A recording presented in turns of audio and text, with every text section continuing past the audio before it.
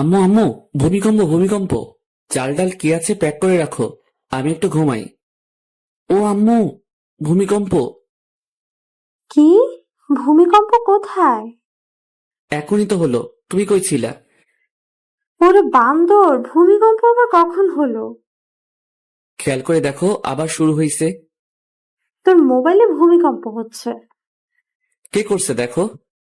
আমি কেন তোর ফোন রিসিভ করব? এত সাধু সাজতে হবে না। আমি জানি তুমি আমার মোবাইল সবসময় চেক করো, তাহলে আজকে রিসিভ করছো না কেন? ফোন রিসিভ করে কথা বলো, আমি ঘুমাই। সারা জীবন তো ঘুমাইলি, মানুষ তোর হইলি না। আম্মু, আমি কি মানুষ না? তুই দেখতে মানুষের মতো, কিন্তু মানুষ না। ওকে ওকে, বুঝতে পারছি কেন বাস খাচ্ছি। তুমি যাও, ঘুম থেকে উঠতেছি। হাই, আমি বান্দর থুক্কু। বাবা মার দেয়া নাম আরফিন সুমন, আর সবাই ডাকে Romeo. So I am mister Romeo. আর যার সাথে কথা বলছিলাম উনি আমার আম্মু। সুখের সাগরে ঢেউ খেতে খেতে ঘুমাচ্ছি। হঠাৎ মনে হলো ভূমিকম্প হচ্ছে, কিন্তু না। পরক্ষণে আম্মু আবিষ্কার করলো ভূমিকম্প হচ্ছে না, আমার মোবাইলে সুনামি হচ্ছে। একটু শান্তিতে আলাপ করতে দিবে না আম্মুটা? আম্মুগুলো কেন যে এমন হয়, কিচ্ছু বুঝি না। এই গেল মোবাইল নিয়ে কথা বলতে, আবার কথা বলে চলেও আসছে। এই বান্দর, তাড়াতাড়ি রেডি হয়ে নে। তোর মামার সাথে একটা জায়গায় যাবি, তোর কাজের ব্যবস্থা করে দিব। আম্মু, তুমি কি সত্যি আমার আম্মু? কেন, কি হয়েছে?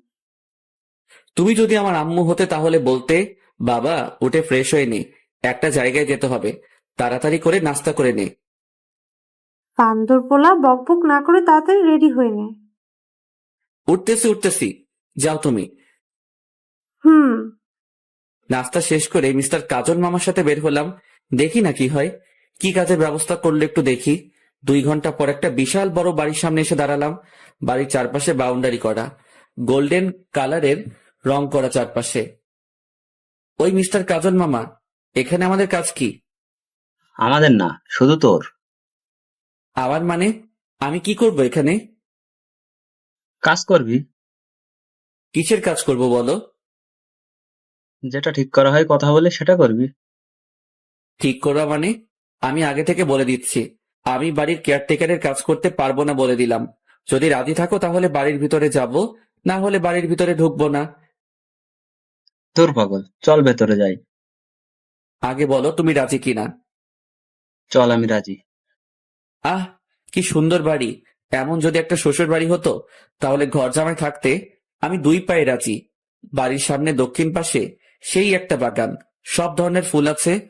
মনে হয় যত ফুল জন্মায় বাংলার মাটিতে সব ফুলের গাছ এই বাড়িতে। বাড়ির ভিতরটা আরো সুন্দর, বাইরে থেকে অতটা বোঝা যায় না। বাড়িটা মাটির উপরে 2 তলা, মাটির নিচে পুরো 3 তলা। আমাদের বাড়ি থেকে 5 মিনিটের পথ, সেখানেও একটা বাড়ি আছে, মাটির নিচে 3 তলা, মাটির উপরে 1 তলা। আরে মাম ওই রোমিও, বস তো, আর দেখা লাগবে না। আরে মামু, বাড়িটা তো আগে দেখতে দাও।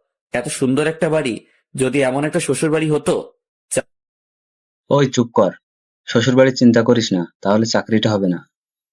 চাকরি না হলে নাই, আমার তাতে কি। আমি তো। কাজল, কেমন আছো? জি ভালো আছি, আপনার খবর কি? এই তো ভালো। সাথে কি তোমার ভাগ্নে নাকি? জি, ওর কথাই বলেছিলাম আপনাকে। তা বাবা, কেমন আছো? জি আলহামদুলিল্লাহ ভালো। আপনি কেমন আছেন? এই তো ভালো। তা কি নিয়ে মামার সাথে কথা বলছিলা? দেখেন না আঙ্কেল, আমি শুধু বলছি এমন একটা যদি শ্বশুরবাড়ি হতো আমার, তাহলে ঘর জামাই থাকতাম। আর মামা বলে শ্বশুরবাড়ি চিন্তা করলে চাকরি হবে না। বলেন তো আঙ্কেল, আমি কি ভুল বললাম? কাজল, ও তো কিছু ভুল বলে নাই। হুম, আমার কেউ বোঝে না। কাজের কথায় আসি, কি বলো? আঙ্কেল, আমার একটা কথা আছে। আ- কি কথা? আমি বাড়ির কেয়ারটেকারের কাজ করতে পারবো না। ওই তুই চুপ করবি। আমি তো চুপ করে আছি। রোমিও, বাবা তুমি কি কি কাজ করতে পারো? যেমন? গাড়ি চালাতে পারো? হুম, পারি। বাইক চালাতে? এটা কোনো ব্যাপার? তোমাকে একটা কাজ দিব, করতে পারবে? অবশ্যই পারবো, তবে। আর বলতে হবে না, আমি তোমাকে সে কাজ দিব না। তাহলে রাজি। তোমার কাজ হলো আমার মেয়ের বডিগার্ড হয়ে থাকা, সবসময় ওর পাশে থাকতে হবে, ওর যেন কোনো বিপদ না হয় দেখবা। আপনি চিন্তা করবেন না, আমি সব সামলিয়ে নিতে পারবো। তাহলে বিকেলে চলে এসো, আর আসার সময় কিছু আনতে হবে না, সবকিছুর ব্যবস্থা আমি করে রাখবো। তাহলে এখন আসি আঙ্কেল, ভালো থাকবেন। বিকালে চলে আসবে কিন্তু। হুম, আসি। যাক, বাঁচা গেল। শেষ পর্যন্ত বাড়ির কেয়ারটেকার হতে হলো না, বডিগার্ড হলাম একটা মেয়ের। আমাকে বডিগার্ড হিসেবে পছন্দ না করার মতো কিছু নাই। দানবের মতো চেহারা, হ্যান্ডসাম, দেখতে সুন্দর, আর কি চাই বলেন? তবে পড়ালেখায় বাস, কিচ্ছু পারি না, তাই তো সব ছেড়ে দিয়ে বসে আছি। যাই হোক, মামার কারণে একটা কাজের ব্যবস্থা হলো। রমিও শুন, কাজটা ঠিক মতো করিস। আরে মামা, চিন্তা করো না, मैं हूं না। হিন্দি মারিস না, যেটা বলবে সেটা করবি।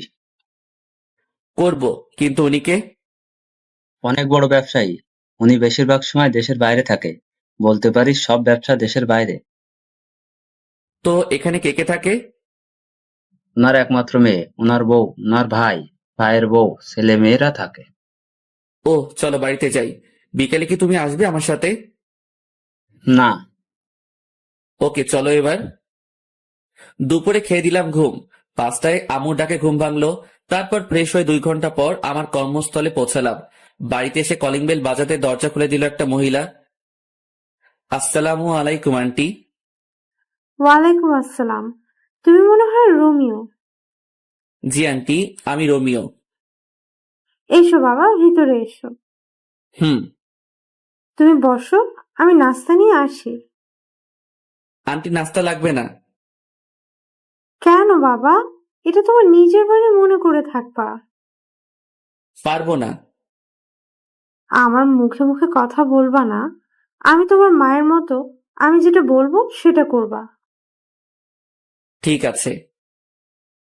তুমি বসো, আমি আসছি। এই মা, কলিং বেলটা বাজতেছে। এতক্ষণ বাজলে কি অসুবিধা হতো? আন্টি দরজা খুলতো। এখন আমাকে খুলতে হবে, ধুর। দরজা খুলে দেখি একটা ছেলে দাঁড়িয়ে আছে সামনে। ছেলের চোখে তো কাজল থাকার কথা না। এই মা, কানে দেখছি 2টা পিরামিড বসানো। ও মা, ঠোঁট আবার গোলাপি লিপস্টিক, হাতে মেহেদি, মাথায় কিছু ঢুকছে না। এটা কি মেয়ে নাকি ছেলে সেটাই বুঝতে পারছি না। তাই উপর থেকে নিচে একবার চোখ বুলিয়ে নিয়ে শিওর হলাম এটা একটা শার্ট প্যান্ট পরা রমণী। কাকে চাই? বুঝো ঠেলা, একটা লাগিয়ে দিল ঠাস করে। আজব রমণী। দরজা বন্ধ করে পিছনে ঘুরে দেখি আন্টি হাসছেন। আমিও পড়ে গেলাম লজ্জায়। এখনো যার বডিগার্ড হিসেবে আমাকে নিয়োগ দেওয়া হলো, তাকে দেখলাম না, অথচ একটা ঠাস করে খেয়ে ফেলছি। আন্টি, আপনি হাসছেন? আমি এখনো তাহারে দেখতে পেলাম না, যাহার জন্য বডিগার্ডের চাকরি পেলাম। এখন যার হাতে একটা খেয়েছো, উনি সে। প্রথম দিনে একটা খেয়ে নিলাম, না জানি পরে কি হবে। ওকে কিন্তু তোমার সামলাতে হবে, পারবে তো? এই রোমিও পারে না এমন কোনো কাজ নাই আন্টি। চলো, তোমার রুমটা দেখিয়ে দেই। চলেন। আন্টি, একটা কথা বলবো। বলো বাবা। আমাকে অন্য রুম দিলে হয় না? যেমন? বাড়ির কাজের লোকেরা যে নর্মাল রুমে থাকে, তেমন রুমে থাকতে দিলে খুশি হতাম। এখানে থাকলে সমস্যা কি? আন্টি, কুকুরের পেটে যেমন ঘি হজম হয় না, আমার কপালেও এমন রুম সহ্য হবে না, তাই নিচে দিলে ভালো হয়। কিন্তু তোমার আঙ্কেল তো বলে গেছে তোমাকে যেন এই রুমে থাকতে দেয়। আমি আঙ্কেলকে বুঝিয়ে বলবো, আপনি অন্য রুমের ব্যবস্থা করেন। ঠিক আছে, তুমি এসো। গরিবের ছেলে হয়ে এত বড় বাড়িতে কাজ করছি, সেটা অনেক বড় কিছু আমার কাছে। যেই রুমে আমাকে থাকতে দিতে বলছে আঙ্কেল, সেই রুমে আমাদের পুরো পরিবার থাকতে পারবে। এত কিছু সহ্য হবে না। বেশি আরামে থাকতে গেলে পরে সবকিছু হারাম হয়ে যাবে। কথায় কথায় আন্টির থেকে নামটাও জেনে নিলাম। সালমা আক্তার জলি। আমাকে যার জন্য নিয়োগ করা হয়েছে তার নাম সালমা আক্তার জলি। অনেক রাগী বদমেজাজি একটা মেয়ে। আন্টি, একটা কথা বলবো। বলো। তবে পরবর্তীতে অনুমতি চাইবে না।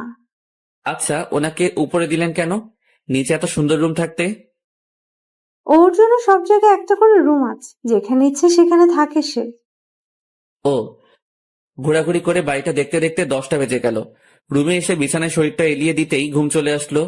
সেটা আর বেশিক্ষণ টিকলো না। আন্টি এসে খেতে ডাকলো। খাওয়ার কোনো ইচ্ছা ছিল না। আন্টির জোরাজোরিতে টেবিলে বসতে হলো। সবগুলো অপরিচিত মুখ আমার দিকে তাকিয়ে আছে। আন্টি সবার সাথে পরিচয় করিয়ে দিল। প্রায় 10 মিনিট হলো বসে আছি, এখনো কেউ খাওয়া শুরু করে নাই। সবাই ম্যাডামের জন্য অপেক্ষা করছে, তার আসার নাম নেই। আর এইদিকে এই কানন মেয়েটি আমার দিকে তাকিয়ে আছে, অস্বস্তি লাগছে। এই মাইয়া কি কোনোদিন ছেলে দেখে নাই? হা করে তাকিয়ে আছে। না, আর না, কিছু একটা করতে হবে। এই যে হা করে আছেন কেন? মশা ঢুকবে। হা হা হা, রোমিও ভাই ঠিকই বলেছেন। রোমিও ভাই বলবেন না, ভাইটা বাদ দেন। আচ্ছা ঠিক আছে। আমাকে পচানো হচ্ছে তাই না? এখানে পচানোর কি আছে? যেটা সত্যি সেটা বললাম। কি সত্যি বলছেন? মশা ঢুকবে এটা কি সত্যি না? এখানে কি হচ্ছে? সবাই চুপ। সবাই চুপ করে আছে, কারণ জুলি ম্যাডাম আসছে। কাকে কি বলবে তার কোনো ঠিক নাই, তাই সবাই চুপচাপ বসে আছে। আর ওই মাইয়াটা আমার দিকে তাকিয়ে আছে। মা, এই ছেলেটা এখানে কেন? ও রোমিও, আজ থেকে এখানে থাকবে। তোর জন্য তো নিয়োগ করা হয়েছে। আমার জন্য মানে? ও কি আমার বডিগার্ড নাকি? হ্যাঁ, আমি তোমাদের অনেকবার বলেছি আমার কোনো বডিগার্ড লাগবে না। ও সবার সাথে এখানে কেন?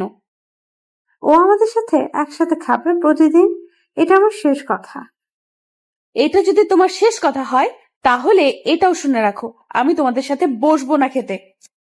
আন্টি বাদ দেন, আমাকে নিয়ে আপনাদের মধ্যে অশান্তি হোক সেটা চাই না। আমার এমনিতে খেতে ইচ্ছে করছে না, আমি বরং রুমে যাই।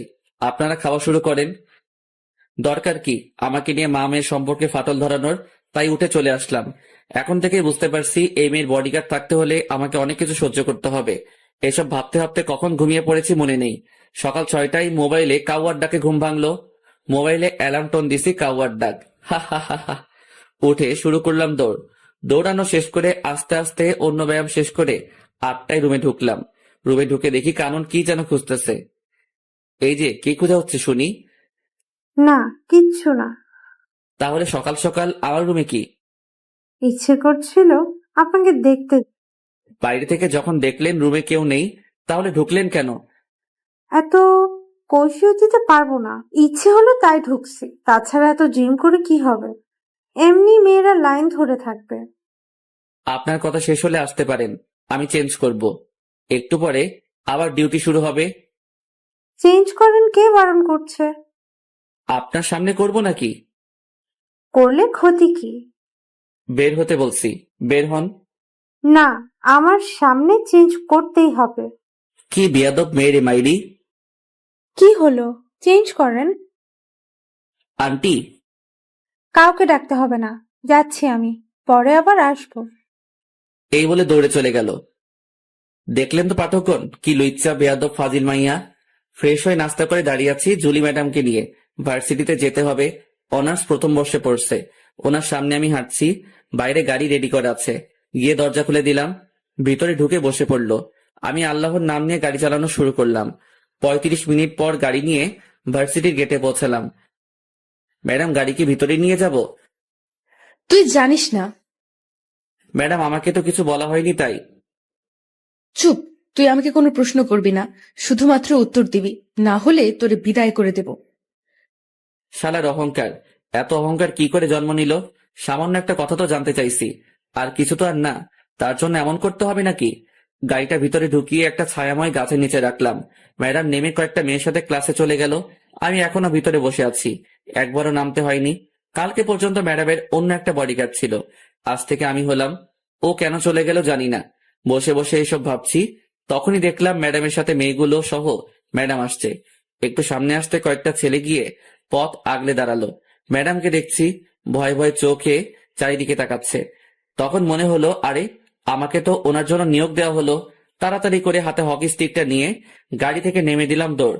আমাকে দেখা মাত্র ম্যাডাম ভয়ার্ত চেহারা চেঞ্জ হয়ে গেল, আর ছেলেগুলো তো ভার্সিটির গেটের দিকে দৌড় দিছে। ম্যাডাম, আপনি ঠিক আছেন তো? তোরে কি গাড়িতে বসে থাকার জন্য আমার বডিগার্ড করা হয়েছে? Sorry madam. ম্যাডাম ওনার বান্ধবীদের সাথে হাঁটছে। আমি এসে গাড়ির উপরে বসলাম আর ম্যাডামের দিকে লক্ষ্য রাখছি। মেয়েদের থেকে দূরে থাকতে বেশি ভালো লাগে। এখন তো পুরো একটা মেয়ের বডিগার্ড হয়ে গেলাম। তার সাথে সাথে হেঁটে তাকে গার্ড দেওয়ার থেকে এখান থেকে বসে দিচ্ছি। যত মেয়ে ঢুকছে গেট দিয়ে সবাই আমার দিকে তাকিয়ে আছে। আর কয়েকটা মেয়ে যে গাছটার নিচে গাড়ি দাঁড় করানো, তার থেকে একটু দূরে বসে কি যেন বলছে আর তাকিয়ে আছে। এই মায়াগুলো কি কখনো ছেলে দেখে নাই? এমন ভাবে তাকিয়ে আছে মনে হচ্ছে কোনো এলিয়েন বসে আছি তাহাদের সামনে। ম্যাডামের অবস্থান দেখে নিলাম একবার। আমার দিকে সিংহের মতো, থুক্কু, সিংহীর মতো তাকিয়ে আছে। বুঝতে পারছি আজকে আমার খবর আছে। বাম পাশে তাকাতেই দেখি 4টা চোখ আমার দিকে তাকিয়ে তাকিয়ে সামনে যাচ্ছে। মানে চশমা পরা একটা মেয়ে যাচ্ছে আমার দিকে তাকিয়ে থাকতে থাকতে। ট্যালেন্ট আছে মাইরি, কি সুন্দর করে তাকিয়েছে। হাঁটতে হাঁটতে গিয়ে গাছের সাথে ধাক্কা খেলো। সবাই হেসে উঠলো যারা এটা লক্ষ্য করছে। আমার হাসা বারণ, তাই ইচ্ছা থাকা সত্ত্বেও হাসতে পারলাম না। বেচারির জন্য কষ্ট হচ্ছে। সবার সামনে পড়ে গেল, তাও আমাকে দেখতে দেখতে। প্রথম দিন শেষ হলো আরো নানা ধরনের কাহিনীর মাধ্যমে।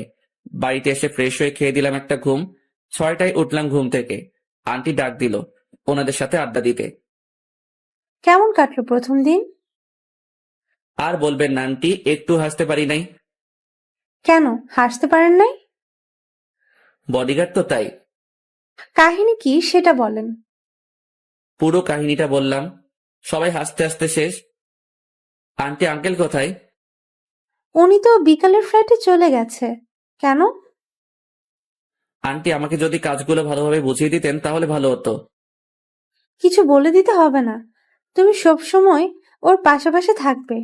ও যেখানে যাবে সেখানে যাবে। ও বারণ করার পরও তোমাকে তোমার দায়িত্ব পালন করতে হবে। আমার দায়িত্ব আমি যথাযথভাবে পালন করব। আমার মেয়েটার যেন কোনো ক্ষতি না হয়। তবে নিজের দিকেও খেয়াল রেখো। দোয়া করবেন আন্টি। কিছুক্ষণ আড্ডা দিয়ে বাইরে বের হলাম। নতুন এলাকা একটু রাতে ঘুরে দেখতে প্রায় 10টা বাজলো। বাড়িতে এসে কলিং বেল বাজানোর সাথে সাথে দরজা খুলে দিল কানন। কি মশাই, কোথায় ছিলেন? আপনাকে বলবো কেন? রমিও বাবা কি হলো, ভেতরে আসো। জি আন্টি আসছি। ফ্রেশ হয়ে খেতে বসলাম। ম্যাডাম আসছে না। আন্টির কাছে জানতে চাইলে আন্টি বলে ওনার জন্য খাবার পাঠিয়ে দেওয়া হয়েছে। খাওয়া শেষ করে ঘুম দিলাম। পরের দিন ঘুম থেকে উঠে প্রতিদিনের কাজগুলো শেষ করে নাস্তা করে বসে আছি। ম্যাডাম আসলে ভার্সিটির দিকে রওনা দিব। এই তো ম্যাডাম আসছে। গাড়ির দরজা খুলে দিলাম। ম্যাডাম ঢুকলো। সাথে আসছে কানন। দরজা বন্ধ করেন কেন? আমি যাব। আপনি কোথায় যাবেন? আরে, আমার সেম ইয়ার। ও, দরজা খুলে দেন। আপনি নিজে খুলে ঢুকেন। জুলিকে বলবো নাকি? খুলে দিচ্ছি তো। শালার কপাল, কেন যে বডিগার্ডের চাকরি করছে আল্লাহ জানে। কখন যে ভার্সিটিতে এসে পড়ছি মনে করতে পারছি না। ম্যাডাম আর কানন নেমে চলে গেল। আজকেও দেখছি ছেলেগুলো পথ আগলে দাঁড়ালো। আজ এদের খবর আছে। স্টিকটা হাতে নিয়ে এগিয়ে গেলাম আর সব কয়টাকে ইচ্ছে মতো পিটালাম। তারপর একটা গাড়ি এসে ওদেরকে নিয়ে গেল। ম্যাডাম আর কানন আর কালকের মেয়েগুলো সবাই ক্লাসে চলে যায় আর আমি প্রিন্সিপালের রুমের দিকে পা বাড়ালাম। 30 মিনিট কথা বলার পর স্যার রাজি হলো। কথা বলছিলাম ম্যাডামের জন্য। ওনার বডিগার্ড হলাম মাত্র 2 দিন হলো। এর মধ্যে 2বার বিপদের মুখে পড়লো, তাই আর কোনো রিস্ক নিতে চাইলাম না। স্যারের সাথে কথা বলে অন্য সব স্যার ম্যাডামের সাথে আলোচনা করে সিদ্ধান্ত হলো যে ম্যাডামের সাথে ক্লাসে আমিও থাকবো। পরদিন ম্যাডাম আর কানন ক্লাসে যাওয়ার পর আমি গাড়িটা একটা গাছের নিচে রেখে ক্লাসরুমে প্রবেশ করলাম। সবাই তাকিয়ে আছে। আমার জন্য একটা চেয়ার রাখা আছে, ওটাতে গিয়ে বসলাম। সবাই পিছনে তাকিয়ে আছে। নিজেকে একটা এলিয়েন মনে হচ্ছে। ম্যাডাম রাগী দৃষ্টিতে তাকিয়ে আছে। স্যারকে আসতে দেখে একটু শান্তি পেলাম। পিছনে তাকিয়ে আছো কেন সবাই?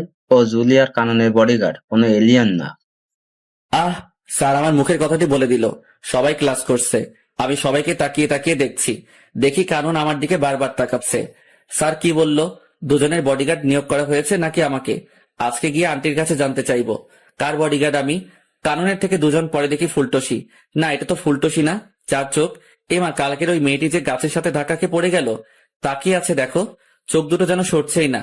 শালার কপাল, এভাবে যদি প্রতিদিন চলতে থাকে তাহলে আমারে কোন দিন কোন মাইয়া নিয়ে পালিয়ে যাবে তার কোনো ঠিক নাই। আজ থেকে কারো দিকে তাকাবো না। প্রথম ঘন্টা শেষ হতেই কানন লাফিয়ে লাফিয়ে আমার কাছে আসলো, সাথে আরো 4-5টা। এদের কারণে ম্যাডামকে দেখতে পারছি না। আপনি না খুব ভালো একটা কাজ করছেন। রুমে এসে পাহারা দিচ্ছেন। আমাকে যে দায়িত্ব দেওয়া হয়েছে সেটা তো পালন করতেই হবে। আমার জন্য একটা সুবিধা হলো, সবসময় আপনাকে দেখতে পারবো। স্যার, ওর নাম ধরে ডাক দেওয়াতে বুঝতে পারলাম ওর নাম মীরা। ওই, এটা আমার জিনিস, নজর দিবি না। হচ্ছেটা কি? ও আমার। এই দাঁড়া সবাই, কি তোদের তোদের করছিস? ও আমার। এই, ও কারো না, ও শুধু আমার। বুঝো ঠেলা, কোন জঙ্গলে যাব? এই মাইয়াগুলো কি শুরু করছে আমাকে নিয়ে? আরে আমি মানুষ একজন, তোরা যদি একসাথে সবাই টানাটানি করিস, আমি তাহলে কোথায় যাব? এই কি ভাবছো? তুমি শুধু আমার। আপনাদের এসব বাদ দিবেন। আমি এখানে এসেছি ম্যাডামকে পাহারা দিতে, আপনাদের সাথে প্রেম করতে না। দূরে গিয়ে মরেন। আর মিস কানন, আপনার নামে বাড়িতে বিচার দিব। ম্যাডাম আসাতে সবাই যার যার সিটে চলে গেল। ম্যাডাম তো দেখে ছাত্রীদের থেকেও খারাপ। আসার পর থেকে তাকিয়ে আছে। যতবার না বইয়ের দিকে তাকাচ্ছে, তার থেকে বেশি আমার দিকে তাকিয়ে আছে। মাওলা, তুমি কোথায়? আমারে উঠাই নাও। আর কারো ক্রাশ হতে চাই না। ক্লাস শেষে বাড়িতে এসে ফ্রেশ হয়ে খেতে গেলাম, দেখে আন্টি বসে আছে। আন্টি, এখনো খাওয়া হয়নি আপনার? তোমার জন্য বসে আছি বাবা। আমার জন্য কেন বসে আছেন? আমি তো এই বাড়ির একজন কর্মচারী। তুমি এই বাড়ির কর্মচারী না, একজন সদস্য। নিজেকে কর্মচারী মনে করবে না। বাদ দেন এসব। এটা বলুন, আমাকে কার বডিগার্ড রাখা হয়েছে? দুজনের। দুজনের মানে? জুলি, কানন, দুজনের জন্যই রাখা হয়েছে। ও আচ্ছা। এক সপ্তাহ অনেক কষ্টে কাটালাম। ক্লাসে বসে গার্ড দেওয়া মনে হয় আর সম্ভব না। মায়াগুলোর জ্বালায় জীবনটা পুরো বাস হইয়া গেল। তাই কয়েকটা ছেলেকে ক্লাসের ভিতরে কি হচ্ছে জানার জন্য ঠিক করলাম। ওরা ক্লাসে ম্যাডামের কোনো বিপদ হলে আমাকে তা জানিয়ে দিবে। এভাবে চলছে আমার কাজ। আর কানন মেয়েটা প্রতিদিন বিরক্ত করে আমাকে। 1 মাস পর সন্ধ্যায় রুম থেকে বের হওয়ার সাথে সাথে আন্টি এসে সামনে দাঁড়ালো। আন্টিকে কেমন যেন দেখাচ্ছে। আন্টি, কি হয়েছে? বাবা, তুমি ব্যাগটা গুছিয়ে নাও। কেন ব্যাগ গোছাবো বলেন আন্টি? আজকে রাতে কানন আর জুলি ওদের বন্ধুদের সাথে কোথায় যেন বেড়াতে যাবে। কয়েকটা দিন ওখানে থাকবে। তাই তোমাকে ওদের সাথে যেতে হবে। অনেকবার বারণ করছি, কেউ শুনতে চায় না। ওরা যাবেই যাবে। জানি না কোথায় কি বিপদ লুকিয়ে আছে। তাই তোমাকে ওদের সাথে যেতে হবে। আমি আছি তো আন্টি, আপনি টেনশন করবেন না। আমি ওনাদেরকে দেখে রাখবো। তাহলে তুমি রেডি হয়ে নাও। হুম। অনেকদিন হলো কোথাও যাই না, একটু ঘুরে আসাও যাবে। ম্যাডাম আর কানুনকে নিয়ে রওনা দিলাম। বাড়ির বাইরে বাস এসে দাঁড়িয়ে আছে। আমাকে দেখা মাত্র মাইয়াগুলো রোমিও যাবে আমাদের সাথে বলে চিৎকার দিয়ে উঠলো। বাসে 3টা ছেলে আছে আর সবগুলো মেয়ে। ছেলেগুলোর সাথে গিয়ে বসলাম। কিছুক্ষণ গল্প করে ঘুমিয়ে পড়লাম। পুরো বাসে সবাই ঘুমাচ্ছে। সকালে চোখ খুলে দেখি অপরূপ এক দৃশ্য। অসাধারণ একটা জায়গায় এসে পড়ছি। সকালে সূর্যের আলো মুখে এসে পড়ছে। এখনো কেউ উঠে নাই, সবাই ঘুমাচ্ছে। অসাধারণ দৃশ্যটা দেখে আর বাসে বসে থাকতে পারলাম না, তাই দরজা খুলে নিচে নেমে পড়লাম। জায়গাটা অনেক সুন্দর। চারপাশটা ঘুরে ঘুরে দেখলাম। ঘুরতে ঘুরতে যখন লেকের পাড়ে এসে বসেছি, তখনই মনে পড়লো এটা তো মহামায়া লেক। আমাদের বাড়ি থেকে 1 ঘন্টা লাগে গাড়ি নিয়ে আসতে। একটা বোট ভাড়া করে ঝর্ণা দেখতে গেলাম লেকের পূর্ব পাড়ে। প্রায় 3 ঘন্টা বোর্ডে করে ঝর্ণায় পৌঁছালাম। তার সিঁড়ি বেয়ে উপরে উঠলাম। তারপর সেখান থেকে লাফ দিলাম লেকের পানিতে। কিছুক্ষণ সাঁতার কেটে আবার বোর্ডে উঠলাম। 11টা 30-এ আগের জায়গায় দাঁড়ালো। আমি নেমে ওর ভাড়া দিয়ে বাসের দিকে রওনা দিলাম। সবাই বাইরে বসে আছে বাসের সামনে। ছেলে 3টা বাসের উপরে। আমি আস্তে আস্তে এগুচ্ছি আর ম্যাডাম আমাকে দেখে রাগী চোখে তাকিয়ে আছে। আর সবাই এসে আমাকে ঘিরে ধরলো। এই, তুই কোথায় গেছিলি? এখন কয়টা বাজে খবর আছে? ম্যাডাম, এটা আমার এলাকার মধ্যেই পড়ে। আমি এখানে আগে আরো এসেছি, তাই একটু ঘুরতে গিয়েছিলাম। কোথায় গিয়েছিলি যে ভিজে আসছিস? ঝর্ণায় গিয়েছি, লেগে সাঁতার কাটছি। ঝর্ণাও আছে এখানে? অসাধারণ একটা জায়গা ম্যাডাম এটা। সারাদিন অনেক ঘোরাঘুরি করলাম। সবাই অনেক আনন্দ করলো। আমার খবর করে ছাড়লো মাইয়াগুলো। একটা এদিকে টানে আর একটা ওইদিকে টানে। শুধু সেলফি আর সেলফি। এ বলে সেলফি তুলবো, ও বলে সেলফি তুলবো। আমার জীবনটা শেষ করে দিবে এই মাইয়াগুলো। দুপুরে আমার পরিচিত একটা হোটেল থেকে খাবার এনে দুপুরে খেলাম সবাই মিলে। একটা জিনিস খারাপ লাগলো, সবাই অসাধারণ কাপড় পরে এসেছে আর ম্যাডাম জিন্স আর শার্ট পরে এসেছে, তাই খারাপ লাগলো। সন্ধ্যায় সবাই তাঁবু কাটানোর জন্য আলোচনা করছে। ম্যাডাম, এখানে রাতে থাকা যাবে না, ফিরে যেতে হবে। কেন? কি হয়েছে? এই জায়গাটা দিনে যতটা সুন্দর, রাতে ততটা ভয়ঙ্কর। আমরা এত মানুষ, কোনো কিছু হবে না। আপনাদের যদি থাকতে মন চায়, তাহলে আপনারা থাকতে পারেন। আমি থাকবো না। তুই এখানে থাকবি, কোথাও যেতে পারবি না। এখানে থাকা সম্ভব না। আমি থাকবো না, ব্যাস। কোথায় যাবি? আমি আমার বাড়িতে চলে যাব। তুই আমার বডিগার্ড, আমি যা বলবো তাই করবি। আমি এক্ষুনি আন্টির সাথে কথা বলবো। আন্টি যা বলবে তা করব। Hello aunty. কি হয়েছে বাবা? আন্টি, এখানে থাকার কোনো জায়গা নেই। ম্যাডাম বলছে এখানে তাঁবু খাটাতে, কিন্তু জায়গাটা খুব খারাপ। সন্ধ্যার পর একটা মানুষের চিহ্ন থাকে না। এখন কি করব? আমি পারবো না এখানে থাকতে। তুমি কি জায়গাটা চিনো? হুম, আমাদের এখানে জায়গাটা। তুমি মোবাইল দাও জুলিকে। হুম, মাথা খারাপ নাকি? জীবনেও তো থাকবো না এখানে রাতে। এই জায়গায় যে থেকেছে রাতে সেই মরেছে। আমি বাবা এসবের মধ্যে নাই। এখনো বিয়ে করি নাই। বিয়ের আগে আমি পরলোক গমন করতে চাই না। কত স্বপ্ন ছিল, একটা বিয়ে করব, একটা ফুটবল টিমের বাবা হব। হে খোদা, আমি উপরে যেতে চাই না। আমি বাড়ি যাব। ওই কি বিড়বিড় করছিস? আমি মরতে চাই না। আমারই নিও না খোদা। ওই উল্টাপাল্টা কি বলিস? না ম্যাডাম, কিছু না। কথা বল। হ্যালো যমরাজ। রোমিও, কি হয়েছে বাবা? আমি তোমার আন্টি বলতেছি। ও আন্টি বলেন।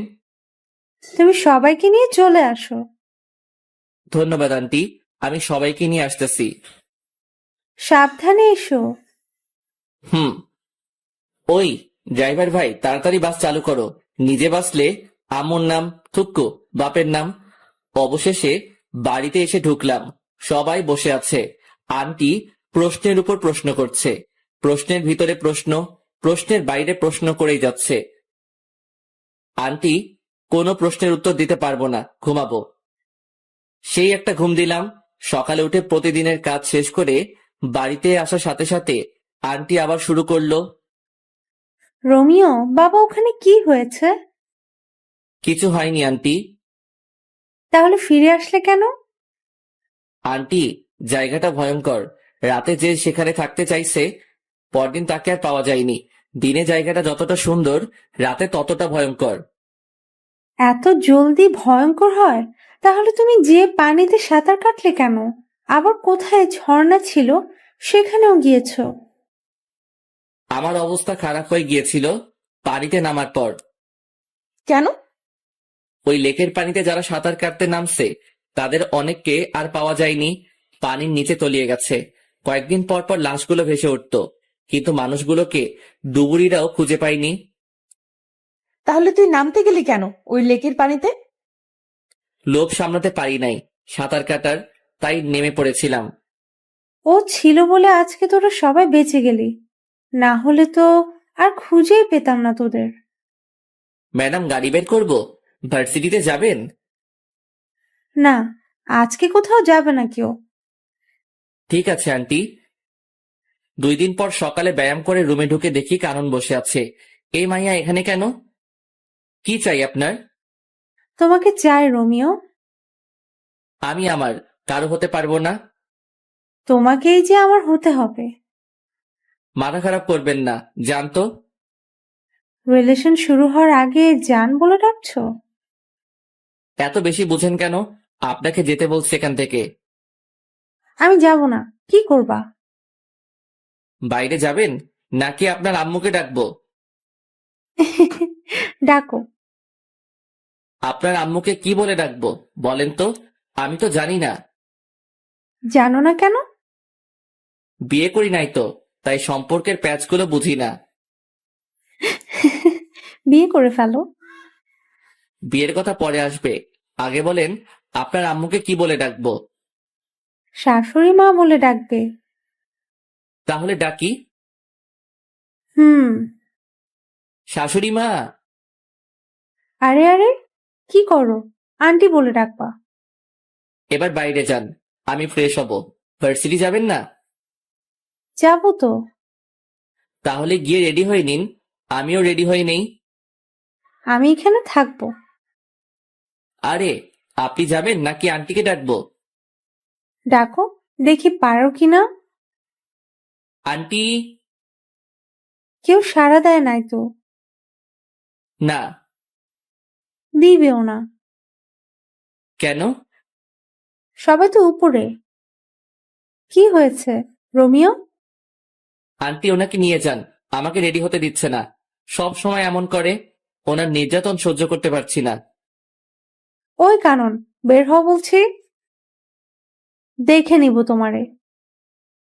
আন্টি, উনি যদি আবার কোনো ফাইজলামি করে তাহলে কিন্তু আমি ওনার বডিগার্ড থাকতে পারবো না। ও যদি আবার এমন করে তাহলে ওর পড়ালেখা বন্ধ করে দিব। আন্টি এত কিছু করতে হবে না, আমি দেখব। হুম। নাস্তা শেষ করে গাড়ির দরজা খুলে দিয়ে বসে আছি। ম্যাডাম আর কানন আসলে ভার্সিটির পথে রওনা দিব। প্রায় 10 মিনিট পর আসলো দুজনে। ম্যাডাম পিছনে উঠে বসে পড়ল, আর কানন ফৈন্নিটা আমার সাথে সামনে বসছে। আপনি এখানে কেন? পিছনে যান। যাব না, কি করবা? কি করব মানে? আমার ম্যাডাম বসছে পিছনে, আর আপনার সাহস কি করে হয় আমার সাথে বসার? হুম? ওই, চুপচাপ গাড়ি চালাও, বেশি কথা বলবা না। আজ থেকে আমি এইখানে বসবো। তাহলে আমি গাড়ি চালাবো না, ড্রাইভার গাড়ি চালাবে, আর আমি আপনি যে সিটে বসছেন ওইটাতে বসবো। তোমার ভাব বেশি, তাই না? এত সুন্দরী একটা মেয়ে পাশে বসলে ছেলেরা হিরো হয়ে যায়, আর তুমি ভাব দেখাচ্ছ। আপনি সুন্দর? কে বলছে? আপনাকে মনে হয় কোনো অন্ধ ব্যক্তি সুন্দর বলছে। এই বান্দর পোলা, কথা ঠিক করে বলো। যাক বাচ্চা গেল। পিছনের সিটে গিয়ে বসছে। পিছনে তাকিয়ে দেখি ম্যাডাম হাসতে হাসতে সিটে শুয়ে পড়ছে। আমি গাড়িটা স্টার্ট করলাম। জানি কানন আমাকে ভালোবাসতে শুরু করছে। যে সম্পর্কের ভবিষ্যৎ নেই, সেই সম্পর্কের কোনো মূল্য নেই আমার কাছে। তাই বাদ সবকিছু। ক্লাসরুমে গিয়ে বসছি আমার সিটে, যেটা আমার জন্য রাখা হয়েছে। ঠিক তখনই গুলু চার চোখটা এসে শুরু করলো। এই, তুমি অন্য মেয়েদের দিকে তাকাও কেন? শুধু আমার দিকে তাকিয়ে থাকবে? জানো, তোমাকে দেখার জন্য প্রতিদিন আমি অপেক্ষা করি। প্রথম যেদিন তোমাকে দেখছি সেদিন তো গাছের সাথে ধাক্কাও খেলাম। জানো, প্রথমে একটু ব্যথা লাগলো, যখন দেখলাম সবাই হাসছে, তুমি হাসছো না, তখন আমার সব ব্যথা কোথায় যেন চলে গেল। এই, হাঁ করে আছো কেন? তারপর কি হলো? তারপর আর কিছু নাই। তুমি শুধু আমার। তোমার জন্য আমি সারা জীবন অপেক্ষা করতে পারবো রোমিও। আমিও অপেক্ষা করতে পারবো, শুধু তুই না। আমি তোমার জন্য মরতেও রাজি রোমিও। শালার কপাল, এই মাইয়াগুলো আমারে জ্বালিয়ে মারবে দেখছি। দুই একজনের নাম জানি, আর কারো নামটাও জানি না। সবাই প্রপোজ করতেছে, শুধু ম্যাডাম ছাড়া। ওই, সবাই দূরে গিয়ে মর। ও আমার বডিগার্ড। বডিগার্ড মানে বুঝিস তো? ও আমার পুরো বডি সুরক্ষিত রাখবে, তাই ও শুধুই আমার। শুরু হলো আমারে নিয়ে টানাটানি। কোথায় যাব আমি? ইয়া মাবুদ, এই মাইয়াগুলোর বিয়ে হয় না কেন? কানা বোবা, যে কারোর সাথে ওদের বিয়ে দিয়ে দাও, তবুও আমার মুক্তি দাও খোদা। এই ভাই, আপনাদের ক্লাসের মাইয়াগুলো এত লুইচ্চা কেন? সবাই একটা ছেলের পিছনে পড়ে আছে, কিছু বলতে পারছেন না আপনারা? আমি চলে যাচ্ছি, আপনারা সামলান এদেরকে। বাপরে বাপ, অসহ্য। ক্লাস থেকে বের হয়ে গাড়িতে বসলাম। এটা সেটা করে সময় কাটিয়ে দিলাম। ক্লাস শেষে বাড়িতে আসলাম। আঙ্কেল এসেছে, যাক একটু বসে কথা বলা যাবে। কেমন আছো রোমিও? জি স্যার, ভালো। স্যার বলবা না, আঙ্কেল বলবা। আমি আপনার এখানে কাজ করি, আপনি আমার স্যার। তুমি আমার ছেলের মতো, তুমি আঙ্কেল বলে ডাকবে। আচ্ছা ঠিক আছে। আপনি কেমন আছেন বলেন? এই তো আলহামদুলিল্লাহ। তোমার সময় কেমন কাটছে? প্যারাময় জীবন কাটাচ্ছি। কিছু বললা? না আঙ্কেল, কিছু বলি নাই। যাও ফ্রেশ হয়ে এসো, একসাথে খাবো। হুম। ফ্রেশ হয়ে খেতে গেলাম। সবাই বসে আছে, একটা চেয়ার খালি আছে, তাও ম্যাডামের পাশে। না, ওটাতে বসা যাবে না, এমনিতেই রেগে আছে আমাকে এখানে দেখে। আবার যদি পাশে বসি তাহলে তো খবর আছে। রোমিও দাঁড়িয়ে আছো কেন? বসো। আরে রোমিও ভাই বসো, আমরা সবাই বসে আছি তো। না, আমি এখানে ঠিক আছি। রোমিও বসবে কি করে? জুলি তো একটাই বসছে, আরেকটাতে পা দিয়ে আছে। আন্টি, আমি এখানে ঠিক আছি তো? না, কিছু ঠিক নেই, তুমি এখানে বসবে। জুলি, পা নামিয়ে বসো। আন্টি, আমি এখানে বসবো না। তাছাড়া আমি একজন কর্মচারী, আমাকে মালিকদের সাথে বসে খাওয়া মানায় না। আমি আমার রুমে খাবো। বেশি কথা বলবা না, যেটা বলছি সেটা করো। জুলির পাশে বসো। আর শোনো, তুমি এ বাড়ির কর্মচারী না, আর যেন না শুনি এমন কথা। হুম। যাক, পা নামালো। রোমিও, আমি আবার চলে যাব এখন। জুলির খেয়াল রেখো। আঙ্কেল আমি আছি তো, আমি সব সামলে নিব।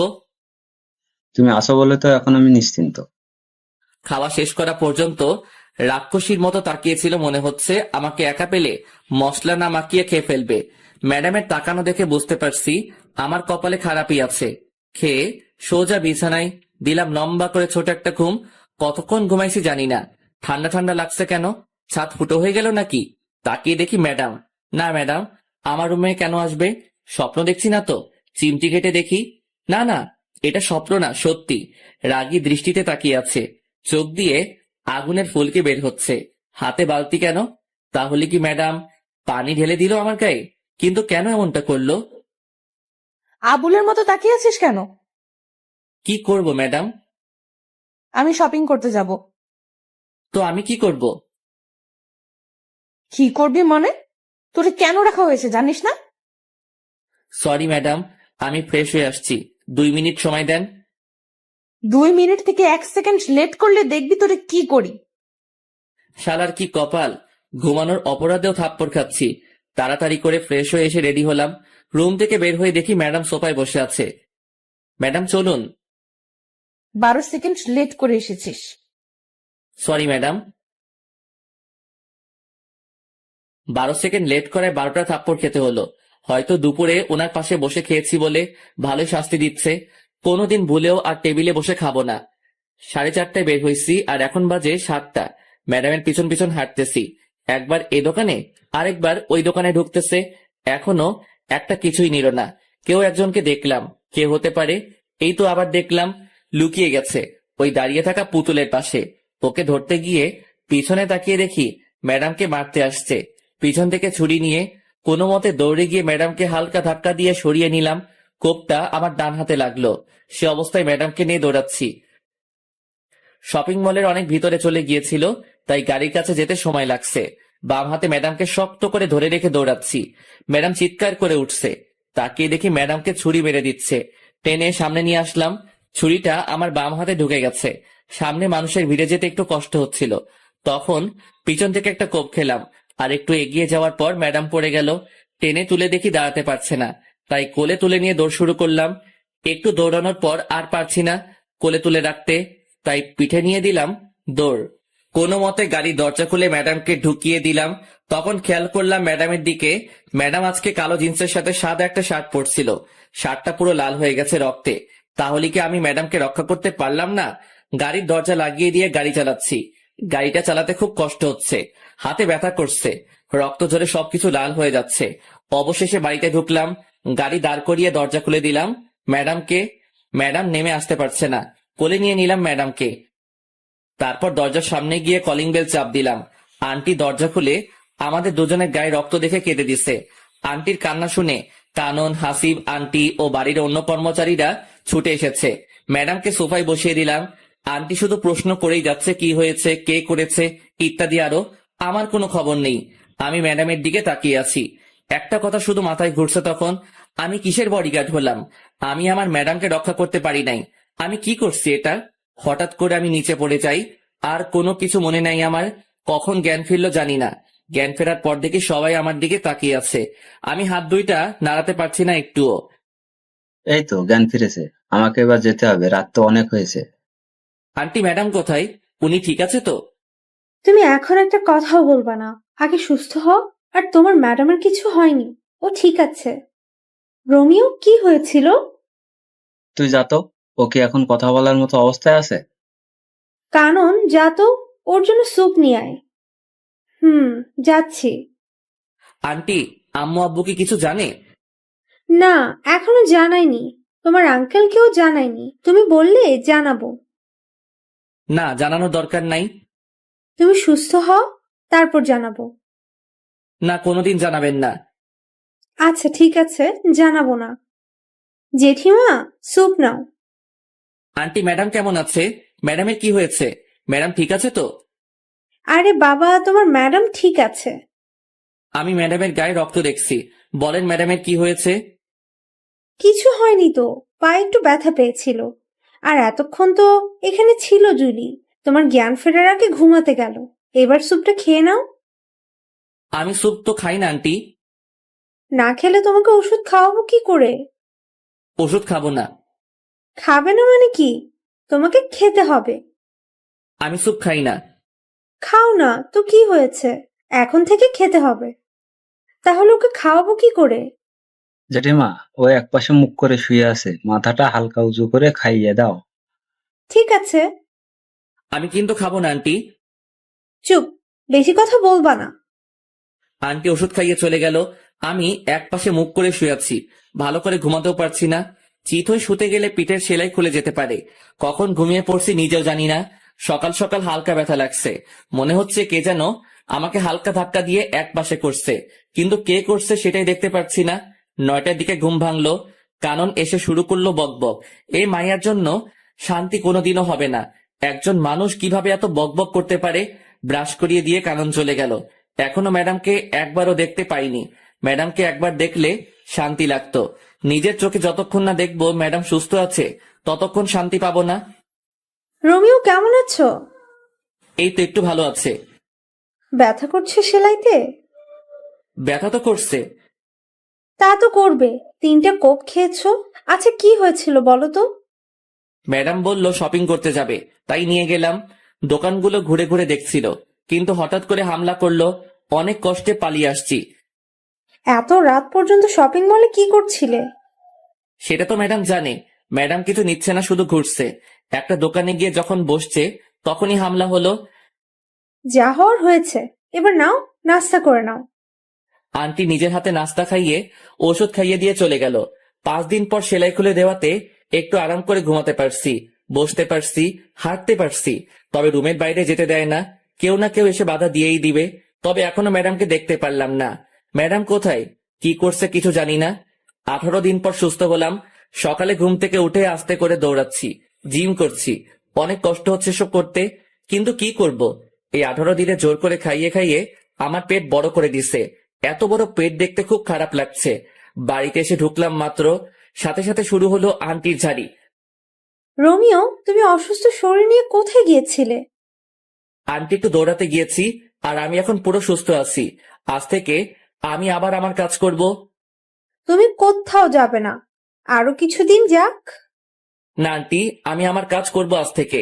আমি পুরো সুস্থ। তোমার যা ইচ্ছে তাই করো, আগে নাস্তা করে নাও। ফ্রেশ হয়ে নাস্তা করে নিলাম। এই তো ম্যাডাম আসছে। অনেকদিন পর দেখলাম ম্যাডামকে। যা বাবা, আমি আবার কি করলাম? রাগী চোখে তাকিয়ে আছে কেন সেটাই তো বুঝতেছি না। শালার কপাল, ম্যাডামের রাগী চোখে তাকিয়ে থাকার কারণটা কি বুঝতে পারলাম না। এত কিছু না ভেবে গাড়িটা স্টার্ট করলাম। গাড়িটা প্রতিদিনের মতো গাছের নিচে রেখে ক্লাসে গিয়ে বসলাম। অনেকদিন পর আসাতে মায়াগুলো শুধু প্রশ্নের উপর প্রশ্ন করে যাচ্ছে। আমি শুধু ওদের প্রশ্নগুলো শুনেই যাচ্ছি। কতজনের উত্তর দিব, কে কোন প্রশ্ন করছে সেটাই তো মনে করতে পারছি না। ওই সবাই চুপ কর। আমার বাবুটার এত বড় একটা বিপদ গেল, আর তুই আমাকে একটুও জানালি না। তোরে জানিয়ে কি করব? তুই কি ওরে সুস্থ করে দিতে পারবি নাকি? ও না পারলেও আমি পারবো। আমি ওকে আর তোদের বডিগার্ডের কাজ করতে দিব না। ওই চুপ, তোদেরকে আগেও বলছি ও শুধুই আমার। আর কেউ যদি ডিস্টার্ব করিস তাহলে তোদের খবর আছে, বলে দিলাম। কারণ তুই যে এমন করছিস যে মনে হচ্ছে ও তোর হবু বর, আর যার জন্য এত কিছু করলো সে তো ফিরেও দেখে নাই। সেটা ওর ব্যাপার। এই মাইয়াগুলো প্রতিদিন বিরক্ত করেই চলছে। ওদের জন্য কোথাও শান্তি নাই। যেখানে যাই সেখানেই ওদের জ্বালাতন করে যাচ্ছে। প্রায় 1 মাস পরে ম্যাডাম আর কানন ক্লাসে গেল। আমি বাইরে বসে আছি। ওদের জ্বালায় ক্লাসে থাকতে পারছি না। একদিন ক্লাসে থাকলে একদিন বাইরে থাকতে হয়। গাড়িতে বসেছিলাম, কেন যেন গাড়ি থেকে মাথা বের করে পিছনে তাকালাম, তখনই দেখলাম 2 মাস আগে যে ছেলেদের মারছি ওরা আসছে। ওদের সাথে আরো অনেকে আসছে। গাড়িটা জোরে চালিয়ে সিঁড়ির সামনে নিয়ে গেলাম। দরজা খুলে রেখে তাড়াতাড়ি দৌড়ে একতলায় ম্যাডামদের রুমে গেলাম। সবাই আমাকে দেখে তাকিয়ে আছে। দৌড়ে আসাতে হাঁপাচ্ছি তাই। কি হয়েছে? রোমিও এমন করছো কেন? তাড়াতাড়ি চলেন। আরে কোথাও যাব সেটা তো বলবে। এত সময় হাতে নেই। ম্যাডাম আর কারণের হাত ধরে দৌড় দিলাম। ওদেরকে উপরে আসতে দেখে অন্যদিকে গিয়ে অন্য সিঁড়ি দিয়ে নেমে পড়লাম। তারপর গাড়িটা চালানো শুরু করলাম। ওরাও গাড়ি নিয়ে তাড়া করলো, কিন্তু ধরতে পারে নাই। তাই এবার আর কোনো বিপদ হলো না। ওরার উপর কেন এত হামলা হচ্ছে সেটাই বুঝতে পারছি না। কি চাই ওরা? কিছুই তো বুঝলাম না। বাড়িতে এসে দেখি আঙ্কেল এসেছে। আসসালামু আলাইকুম আঙ্কেল। ওয়ালাইকুম আসসালাম। বাবা কেমন আছে? এই তো আঙ্কেল, আপনাদের দোয়ায় ভালো আছি। আপনি কেমন আছেন? আমিও ভালো আছি। তা তোমার কাজ কাম কেমন চলছে? জি ভালো। ভালোভাবে করো আর নিজের খেয়াল রেখো। আঙ্কেল একটা কথা বলার ছিল। কি বলবা বলো। না আঙ্কেল কিছু না। কে হামলা করে ম্যাডামের উপর সেটা জানতে চাইছিলাম। এটা জানতে চেয়ে যদি পরে কিছুদিন আগে ঘটে যাওয়া বিষয়টা যদি সামনে চলে আসে, থাক বাবা, কেঁচো খুঁজতে গিয়ে সাপ বের করার কোনো ইচ্ছে নেই। রোমিও কি ভাবছো? কিছু না আঙ্কেল। তোমার দুই হাতে কাটার দাগ কেন? আগে তো কোনোদিন দেখি নাই। আঙ্কেল তেমন কিছু না, পড়ে গিয়ে কেটে গেছে। তুমি কি আমাকে বোকা পাইছো? আমি দেখেছি অনেকটা কেটেছে। এটা পড়ে গিয়ে হয়নি। কি হয়েছে বলো তো? আঙ্কেল কিছু না, ফ্রেশ হয়ে আসি আমি। সত্যি করে বলো কি হয়েছে। আমি বলছি কি হয়েছে। Aunty please. রোমিও চুপ করো, আমাকে আজকে বলতে হবে। আন্টি। কোনো কথা বলবা না রোমিও, আমাকে বলতে দাও। আর আজকেও যে হামলা করতে চেয়েছিল, রোমিওর জন্য পারে নাই। ও দুজনকে নিয়ে পালিয়ে আসছে। আন্টি সবটাই যখন বলে দিলেন তাহলে এটা বলেন, এসবের পিছনে কে আছে? বাবা, আমাদের চারিদিকে অনেক শত্রু, ওরা এসব করেছে। আঙ্কেল আমি ফ্রেশ হয়ে আসি। যাও, আমি অপেক্ষা করছি। আঙ্কেল আপনারা খেয়ে নিন, আমি খাবো না। কেন বাবা? আমার খেতে ইচ্ছে করছে না, আমি ঘুমাবো একটু। আপনারা খেয়ে নিন। কি আর করা, তবে রাতে একসাথে খাবো। সেটা তখন দেখা যাবে। রুমে এসে ফ্রেশ হয়ে দিলাম সেই একটা ঘুম। 6টার সময় ঘুম থেকে উঠে ফ্রেশ হয়ে একটু ঘোরাঘুরি করে বাসায় আসলাম। রোমিও এখানে এসো, একটু আড্ডা দিব। আঙ্কেল আমি এখানে ঠিক আছি তো। আরে এসো তো। বসো, একটা কথা বলছি শোনো। আমি জুলির বিয়ে দিয়ে দেবো। আঙ্কেল এটা কি বলেন? ম্যাডামের তো এখনো পড়ালেখা শেষ হয়নি, এখন বিয়ে দিয়ে দিলে ওনার ক্যারিয়ারের কি হবে? ক্যারিয়ার পরে, আগে আমি আমার মেয়ের জন্য সুরক্ষা চাই। আমি আমার এক বন্ধুর ছেলের সাথে ওর বিয়ে ঠিক করেছি। ও আমেরিকাতে থাকে। বিয়ের পর জুলিকে নিয়ে যাবে আমেরিকায়। ওখানে আমার মেয়ে সুরক্ষিত থাকবে। ওরা কি জুলিকে বিয়ের পরে পড়াবে? সেটা ওদের ব্যাপার। আমি এই মাসের মধ্যেই বিয়ে দিয়ে দেবো জুলির। তুমি যা ভালো বুঝবে তাই করো। যাক বাবা, আমাকে আর বডিগার্ডের চাকরি করতে হবে না। ম্যাডামের বিয়ে হয়ে গেলে বাড়িতে গিয়ে নাকে তেল দিয়ে ঘুমাবো। রোমিও আসবো? এসে তো পড়েছেন, আবার আসবো বলার দরকার কি? আমাদের তো লাইন পরিষ্কার হয়ে গেল। কিসের লাইন? জুলির পরে তো আমার সিরিয়াল, তাই বলছি আমাদের লাইন পরিষ্কার হয়ে গেল। ম্যাডামের পরে আপনার সিরিয়াল ঠিক আছে, তাতে আমাদের লাইন পরিষ্কার হবে কেন? আমাদের লাইন পরিষ্কার হবে না কেন? আমি তো তোমাকে ছাড়া অন্য কাউকে বিয়ে করব না। কি? শুনো নাই? আবার বলছি, আমি তোমাকে বিয়ে করব। জীবনেও না। কেন করব না? আমার কোন দিক দিয়ে কমতি আছে? আমি আপনাকে কেন বিয়ে করতে যাব? তাছাড়া আপনার মতো পেতনিকে বিয়ে করে কথা তো ভাবতেও পারি না। ওই রোমিও, আমি পেতনি? না, পেতনির রানী। তোরে আমি দেখে নিব রোমিও। ভাগেন তো। দাঁড়া, তোর খবর আছে। এটার খবর? কোন চ্যানেল? সংবাদ পড়বে কে? রিপোর্টার কে? ক্যামেরাম্যান কে? বিরক্তিকর ছেলে একটা। রাগে হনহন করে চলে গেল কানন। একটু লজ্জাও নাই মাইয়ার, এসে বিয়ের প্রস্তাব দিচ্ছে। আমি জীবনেও তো এই মাইয়ারে বিয়ে করব না। আমি গরিবের সন্তান, গরিবের কোনো মেয়েকে বিয়ে করব, সেটাই ভালো আমার জন্য। আমি বাবা এসব বড় লোকের মেয়ের পিছনে নেই, এমনিতে বিন্দাস আছি। রাতে আঙ্কেল এসে ডেকে গেল খেতে, ইচ্ছে না থাকা সত্ত্বেও যেতে হলো। গিয়ে দেখি সবাই আমার জন্য বসে আছে, ম্যাডামকেও দেখতেছি। ওই দিন একসাথে বসে খাবার খাওয়ার অপরাধে ঘুমাতে দিল না, সাথে 12টা থাপ্পড় দিল। ভুলেও তো সবার সাথে বসে খাবো না, এমনিতে প্রতিদিন সবার সাথে খেতে হয়। আঙ্কেল থাকে না আর ম্যাডাম নিচে আসবে না, তাই ম্যাডামের জন্য খাবার পাঠিয়ে দেওয়া হতো উপরে। রোমিও কি ভাবছো? বসো। না আঙ্কেল আমি ঠিক আছি। ঠিক আছো মানে কি? বসতে বলছি বসো। আঙ্কেল আমি বসবো না, আমার খাবারটা আমাকে দিয়ে দিন। আমি সোফায় বসে খেয়ে নেই। আমাদের সাথে বসতে কোনো সমস্যা? আঙ্কেল, সমস্যা কিছু না, এমনিতেই ইচ্ছে করছে না। আচ্ছা ঠিক আছে, তুমি সোফায় বসো। হুম। একটু পরে, রোমিও, জুলির বিয়ের সবকিছুর দায়িত্ব কিন্তু তোমার। আঙ্কেল, আমার মনে হয় না আমি পারবো কিছু করতে, আমাকে ছেড়ে দিন। রোমিও, তুমি পারবে। আমাদের বিশ্বাস তুমি সবটা সামলে নিতে পারবে। আমার কিন্তু তা মনে হয় না আন্টি, আমাকে মাফ করবেন। কোনো কথা শুনতে চায় না, তোমাকে সবকিছু করতে হবে। যদি কোনো কিছু ভুল হয় তখন কিন্তু আমি দায়ী না। ঠিক আছে। তাহলে দায়িত্ব নিয়ে নিলাম, তবে একটা শর্ত আছে। আবার কি শর্ত? ম্যাডামের বিয়ের পর কিন্তু আমি চলে যাব। ম্যাডামের বিয়ে হয়ে গেলে তো আমার আর কোনো কাজ নেই এখানে। সেটা তখন দেখা যাবে। হুম। কিন্তু বিয়েটা কবে আঙ্কেল? সোমবার। হাতে মাত্র সময় 2 দিন। 2 দিনে এত কিছু করব কি করে? তোমার যেভাবে ইচ্ছা সেভাবে করবে। যত টাকা লাগবে আমি দিব, তুমি শুধু আয়োজন করো। চেষ্টা করব। কথা বলতে বলতে খাওয়া শেষ করে ম্যাডামের দিকে তাকিয়ে দেখি চোখ দুটি বড় বড় করে তাকিয়ে আছে। হাতের কাছে পেলে আমাকে মনে হয় কাঁচা খেয়ে ফেলবে। কি মেয়ে রে বাবা, বিয়ে কি আমি ঠিক করছি নাকি? আমি কি বলছি আঙ্কেলকে যে ম্যাডামকে বিয়ে দিয়ে দিতে? এসব তো ম্যাডামের বাবা মানে আঙ্কেল করছে ম্যাডামের জন্য। তাহলে উনি কেন এমন সিংহীর মতো তাকিয়ে আছে?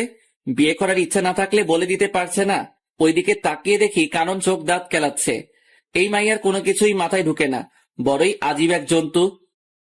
যতটুকু পেরেছি ততটুকু করছি, এর বাইরে কিছু করা সম্ভব না। এত কম সময়ের মধ্যে যে এত কিছু করতে পেরেছি সেটাই বা কম কিসের? যাক, আর বডিগার্ডের কাজ করতে হবে না। আজকে গায়ে হলুদ, কালকে ম্যাডামের বিয়ে। কি আনন্দ আকাশে বাতাসে। আর পারি না, ম্যাডামকে হলুদ লাগাতে ব্যস্ত সবাই, আর আমি আমার কাজ নিয়ে আছি। কিছুক্ষণ পর কানন সহ একদল রমণী আমার দিকে ষাঁড়ের মতো তেড়ে আসছে। প্রথমে মনে হলো এমনি হলুদ ছোঁয়াছুঁই করার জন্য দৌড়াচ্ছে। পরক্ষণে খেয়াল করে দেখলাম রমণীদের নজর খারাপ, সবার নজর আমার উপর। তার মানে ওরা আমাকে হলুদ লাগাতে আসছে। দৌড়া রোমিও দৌড়া। দৌড়াতে দৌড়াতে গিয়ে খাটের নিচে লুকালাম, তবু বাঁচতে পারলাম না। আন্টি আমাকে লুকাতে দেখে গিয়েছে। কানন জানতে চাওয়ার সাথে সাথে বলে দিছে। হলুদের অনুষ্ঠান শেষ হয়ে যাওয়ার পর গিয়ে শুয়ে পড়লাম। আজকের থেকে কালকে কাজের চাপটা একটু বেশি, একটু না অনেক বেশি থাকবে। ঘুম থেকে উঠে ফ্রেশ হয়ে নাস্তা করে কাজের তদারকি শুরু করতে হলো। এদিকে কাজের তদারকি করছি, আবার ম্যাডামের বডিগার্ডের কাজও করছি। বলা যায় না কখন কে অ্যাটাক করতে পারে। দেখতে দেখতে 2টা বাজলো। বর আসার কোনো খবরই নেই। আঙ্কেল ফোন দিয়ে যাচ্ছে 2টার পর থেকে, কিন্তু কেউ ফোন তুলছে না। অবশেষে বিকাল 4টায় ফোন তুলে জানায় যার সাথে বিয়ে হওয়ার কথা সে 2 বছর আগে বিয়ে করে ফেলছে। আঙ্কেল অনেকক্ষণ কি নিয়ে যেন ভাবলো। প্রায় 15 মিনিট পর এসে আমাকে ডেকে রুমে নিয়ে গেল। রোমিও, তুমি বাবা আমার মেয়েটাকে বিয়ে করো। কিভাবে সম্ভব আঙ্কেল? তুমি চাইলে সম্ভব। আঙ্কেল, আমি আপনার সব কথা মানতে পারবো, কিন্তু বিয়েটা করতে পারবো না। কিন্তু কেন? আঙ্কেল, আমি এখন ম্যাডামকে বিয়ে করলে খাওয়াবো কি, রাখবো কোথায়? তাছাড়া আমি গরিবের সন্তান। আমার সাথে যদি ম্যাডামের বিয়ে দেওয়া হয় তাহলে আপনার মান সম্মান কোথায় গিয়ে দাঁড়াবে আপনি ভেবে দেখুন। আমি তো আমার মেয়ের ভালো চাই। ও তোমার কাছে থাকলে ভালো থাকবে, সুরক্ষিত থাকবে। কিন্তু কোনো কিন্তু না, তুমি গিয়ে রেডি হয়ে এসো, আমি এখানে আসি। অবশেষে আমি বিয়ের পিড়িতে। আঙ্কেল নিজে হাত ধরে নিয়ে গিয়ে ম্যাডামের পাশে বসিয়ে দিল। আমি জানি আমাকে বিয়ের পোশাকে দেখে অনেক মেয়ের কষ্ট হচ্ছে, কিন্তু আমার তো কিছু করার নেই। আব্বু আম্মুকে দেখলাম অনেক খুশি। আঙ্কেল অনেকক্ষণ কথা বললো দুজনের সাথে, কি বলছে কে জানে। ম্যাডামের পাশে বসার পর প্রথমে চোখ পড়লো কাননের দিকে। মেয়েটির চোখ দিয়ে পানি পড়ছে। আমি জানি যে ও আমাকে সত্যি অনেক ভালোবাসে, কিন্তু কি থেকে কি হয়ে গেল। তবে আমি একটু জিনিস এখন থেকে বুঝতে পারছি যে এই বিয়েটার পর থেকে আমার কপালে অনেকগুলো থাপ্পড় আছে। কয়টা আছে সেটা জানি না। বিয়ের সব আনুষ্ঠানিকতা শেষে ম্যাডামকে রুমে নিয়ে গেল। আমি টুক করে আমার রুমে ঢুকে বিয়ের পোশাক ছেড়ে একটা জিন্স আর টি শার্ট পরে বাইরে বের হলাম। এদিক সেদিক ঘোরাঘুরি করছি, কিছু মাথায় ঢুকছে না। রাত 10টায় বাসায় ঢুকলাম। এত রাত করে বাড়ি ফিরাতে কেউ দেখেনি। রোমিও, কোথায় গিয়েছিলে? একটু বাইরে গিয়েছিলাম। তোমাকে তো বিয়ের পর থেকে খুঁজে পাওয়া যাচ্ছে না, কোথায় ছিলে? ভালো লাগছে না তাই একটু বাইরে বের হয়েছিলাম। বুঝলাম। এখন খেতে আসো। জি ম্যাডাম, খাবেন আন্টি? জুলি এখন থেকে তোমার বউ, ম্যাডাম না, ঠিক আছে? আর আমরা দুজনকে তুমি মা বাবা বলে ডাকবে। আগে ম্যাডাম আমাকে মেনে নিক, তারপর ভেবে দেখবো। তাও ঠিক বলছো। এখন খেয়ে নাও। কানন চুপচাপ খাচ্ছে আর বারবার আমার দিকে তাকাচ্ছে। আমি জানি মেয়েটি অনেক কষ্ট পেয়েছে। ভালোবাসার মানুষটা অন্য কারো হয়ে যেতে দেখলে কে বা ভালো থাকতে পারে। খুব কষ্ট হচ্ছে কাননের জন্য, কিন্তু আমার কিছুই করার নেই। চুপচাপ খেয়ে নিলাম। সারাদিনের ক্লান্তি ভর করে আছে, এখন একটা ঘুম দিতে পারলে ভালো হয়। রোমিও, কোথায় যাচ্ছ? ঘুমাতে যাচ্ছি। তা তো বুঝলাম, কিন্তু ওইদিকে কেন? কোথায় যাব? আমার রুম তো ওইটা। আজ থেকে তোমার আর জুলির রুম একটা, আর আজকে তোমাদের বাসর রাত। তুমি উপরে জুলির রুমে যাও। কানন বলছে এই কথা ও কিভাবে পারলো এত তাড়াতাড়ি নিজেকে মানিয়ে নিতে? যাক, ভালোই হলো। যত তাড়াতাড়ি মানিয়ে নিতে পারবে ততই ভালো হবে তার জন্য। ওই রোমিও, কি ভাবছো? না, কিছু না। তাহলে যাও জুলির রুমে। আচ্ছা চলো, আমি তোমাকে এগিয়ে দেই। লাগবে না। আরে চলো তো। কানন জোর করে বাইরে থেকে ধাক্কা দিয়ে ম্যাডামের রুমে ঢুকিয়ে দিয়ে দরজা বাইরে থেকে বন্ধ করে দিছে। আমার এখন কি করা উচিত আমি বুঝতে পারছি না। সোফায় গিয়ে শুয়ে পড়বো নাকি ম্যাডামের সাথে কথা বলবো? রুমের মধ্যে পায়চারি করছি আর ভাবতেছি কি করব। এদিকে ম্যাডাম আমার দিকে তাকিয়ে আছে, আমার গতিবিধির উপর নজর রাখছে। প্রায় ৪৫ মিনিট ভেবেও কিছু পেলাম না। আরো ৫ মিনিট পর ম্যাডাম প্রথম মুখ খুলল। বান্দরের মতো লাফাচ্ছিস কেন? ম্যাডাম, লাফাচ্ছি না তো, ভাবছি। কি ভাবছিস? বলা যাবে না। না বললে নাই, তোর কথা শোনার শখ আমার নাই। ম্যাডাম, আজকের এই বিয়ের জন্য আমি দায়ী না। তাহলে কে দায়ী বল? আপনার বাবা, উনি জোর করে বিয়ে দিছে। আমি কি করব বলেন? বিয়ে দিছে শেষ, আর কোনো কথা নাই। আমি তোরে মানবো না। আমার ঠেকা পড়ছে নাকি? ওই শুন, আমি তোরে আমার বর হিসেবে মানবো না। কোনোদিন যদি স্বামীর অধিকার নিয়ে আসছিস তো সেদিন দেখবি কি করি তোরে। আমি এখন একটু ঘুমাবো, আসি। ওইদিকে কই যাস? আমার রুমে ঘুমাবো। কারণের রুমে যাবি না বলে দিলাম। ম্যাডাম, এখানে কানুনের কথা আসছে কেন? তোর তো আবার ওর সাথে ভাব বেশি। এখন যদি ওর কাছে চলে যাস? তাতে আপনার কি? বেশি কথা বলবি না। যা, কোথায় যাবি? আমার ঘুম পাচ্ছে। কত বড় ফাজিল মাইয়া, নিজে তো বাসর ঘরে জায়গা দেয় নাই, আবার কানুনের কথা বলছে। আমি লুইচ্চা, বদমাইশ, ইতর, চরিত্রহীন হতে পারি, তাই বলে অন্যের দিকে নজর দিব কেন? ঘরে বউ থাকতে ইস, দেখতে বউ বলে মনে হচ্ছে না, মনে হচ্ছে কোনো পরী বসে আছে বিছানায়। আচ্ছা, পরীদের তো ডানা থাকে, আমার বউয়ের কি ডানা ছিল? যদি ডানা থাকতো তাহলে তো দেখতাম। আজ প্রথম ম্যাডামকে শাড়ি পরা অবস্থায় দেখছি। অন্য মেয়েরা তো শখ করে হলেও শাড়ি পরে, কিন্তু উনি কখনো পরে নাই। কখন ঘুমিয়ে পড়ছে নিজেই জানি না। সকালে দুলাভাই দুলাভাই দুলাভাই চিৎকারে ঘুমের কয়টা বাজলো খবর নেই। কে এই রমণী সকাল সকাল দুলাভাই দুলাভাই করে দরজা ধাক্কাচ্ছে? গুড মর্নিং দুলা ভাই। শুধু তাকিয়ে আছি। এই মাইয়ার এমন আচরণ দেখে তো আমি পুরাই টাসকি। দুলা ভাই, কি দেখছেন? আপুকে দেখেন না কালকে? না, দেখি নাই আপুকে। আমি তো নিজে নিয়ে গেলাম আপনাকে আপুর রুমে, বাসর ঘরে। তো কি হয়েছে? কি হয়েছে মানে? কালকে কি আপনি আপুর সাথে বাসর করেন নাই? কে বলছে করি নাই? করছি তো। তাহলে আপনি এখানে কেন? আপনার আপু বলছে সকাল 10টায় উঠবে। আমি যদি ওখানে থাকি তাহলে আপনি ডিস্টার্ব করলে ঘুমাতে পারবে না, তাই আমারে সকাল সকাল এখানে পাঠিয়ে দিল। দুলা ভাই, আপু কি দিল কালকে রাতে? যা দিল তা তো বলা যাবে না। ভাই বলেন না, আমি ছাড়া তো কেউ জানবে না। আপনাকে বলবো কেন কালকে রাতের কাহিনী? ভাইয়া বলেন না প্লিজ। বলবো। বলেন। আমার লজ্জা করছে। ইস, মেয়েদের মতো লজ্জা পাওয়ার কিচ্ছু হয়নি, বলেন। বলবো। আরে বাবা বলেন না। বাস। কি? কালকে রাতে আপনার আপু আমারে বাস দিছে। এই কথাটা আরো আগে বলে দিলে কি হতো? আগে না বলি আর পরে বলছি, কথা তো বলছি নাকি? তা কেমন বাস দিল? লম্বা, তৈল মাখানো লম্বা লম্বা বাস দিল। ভালো করছে। এখন উঠে আসুন।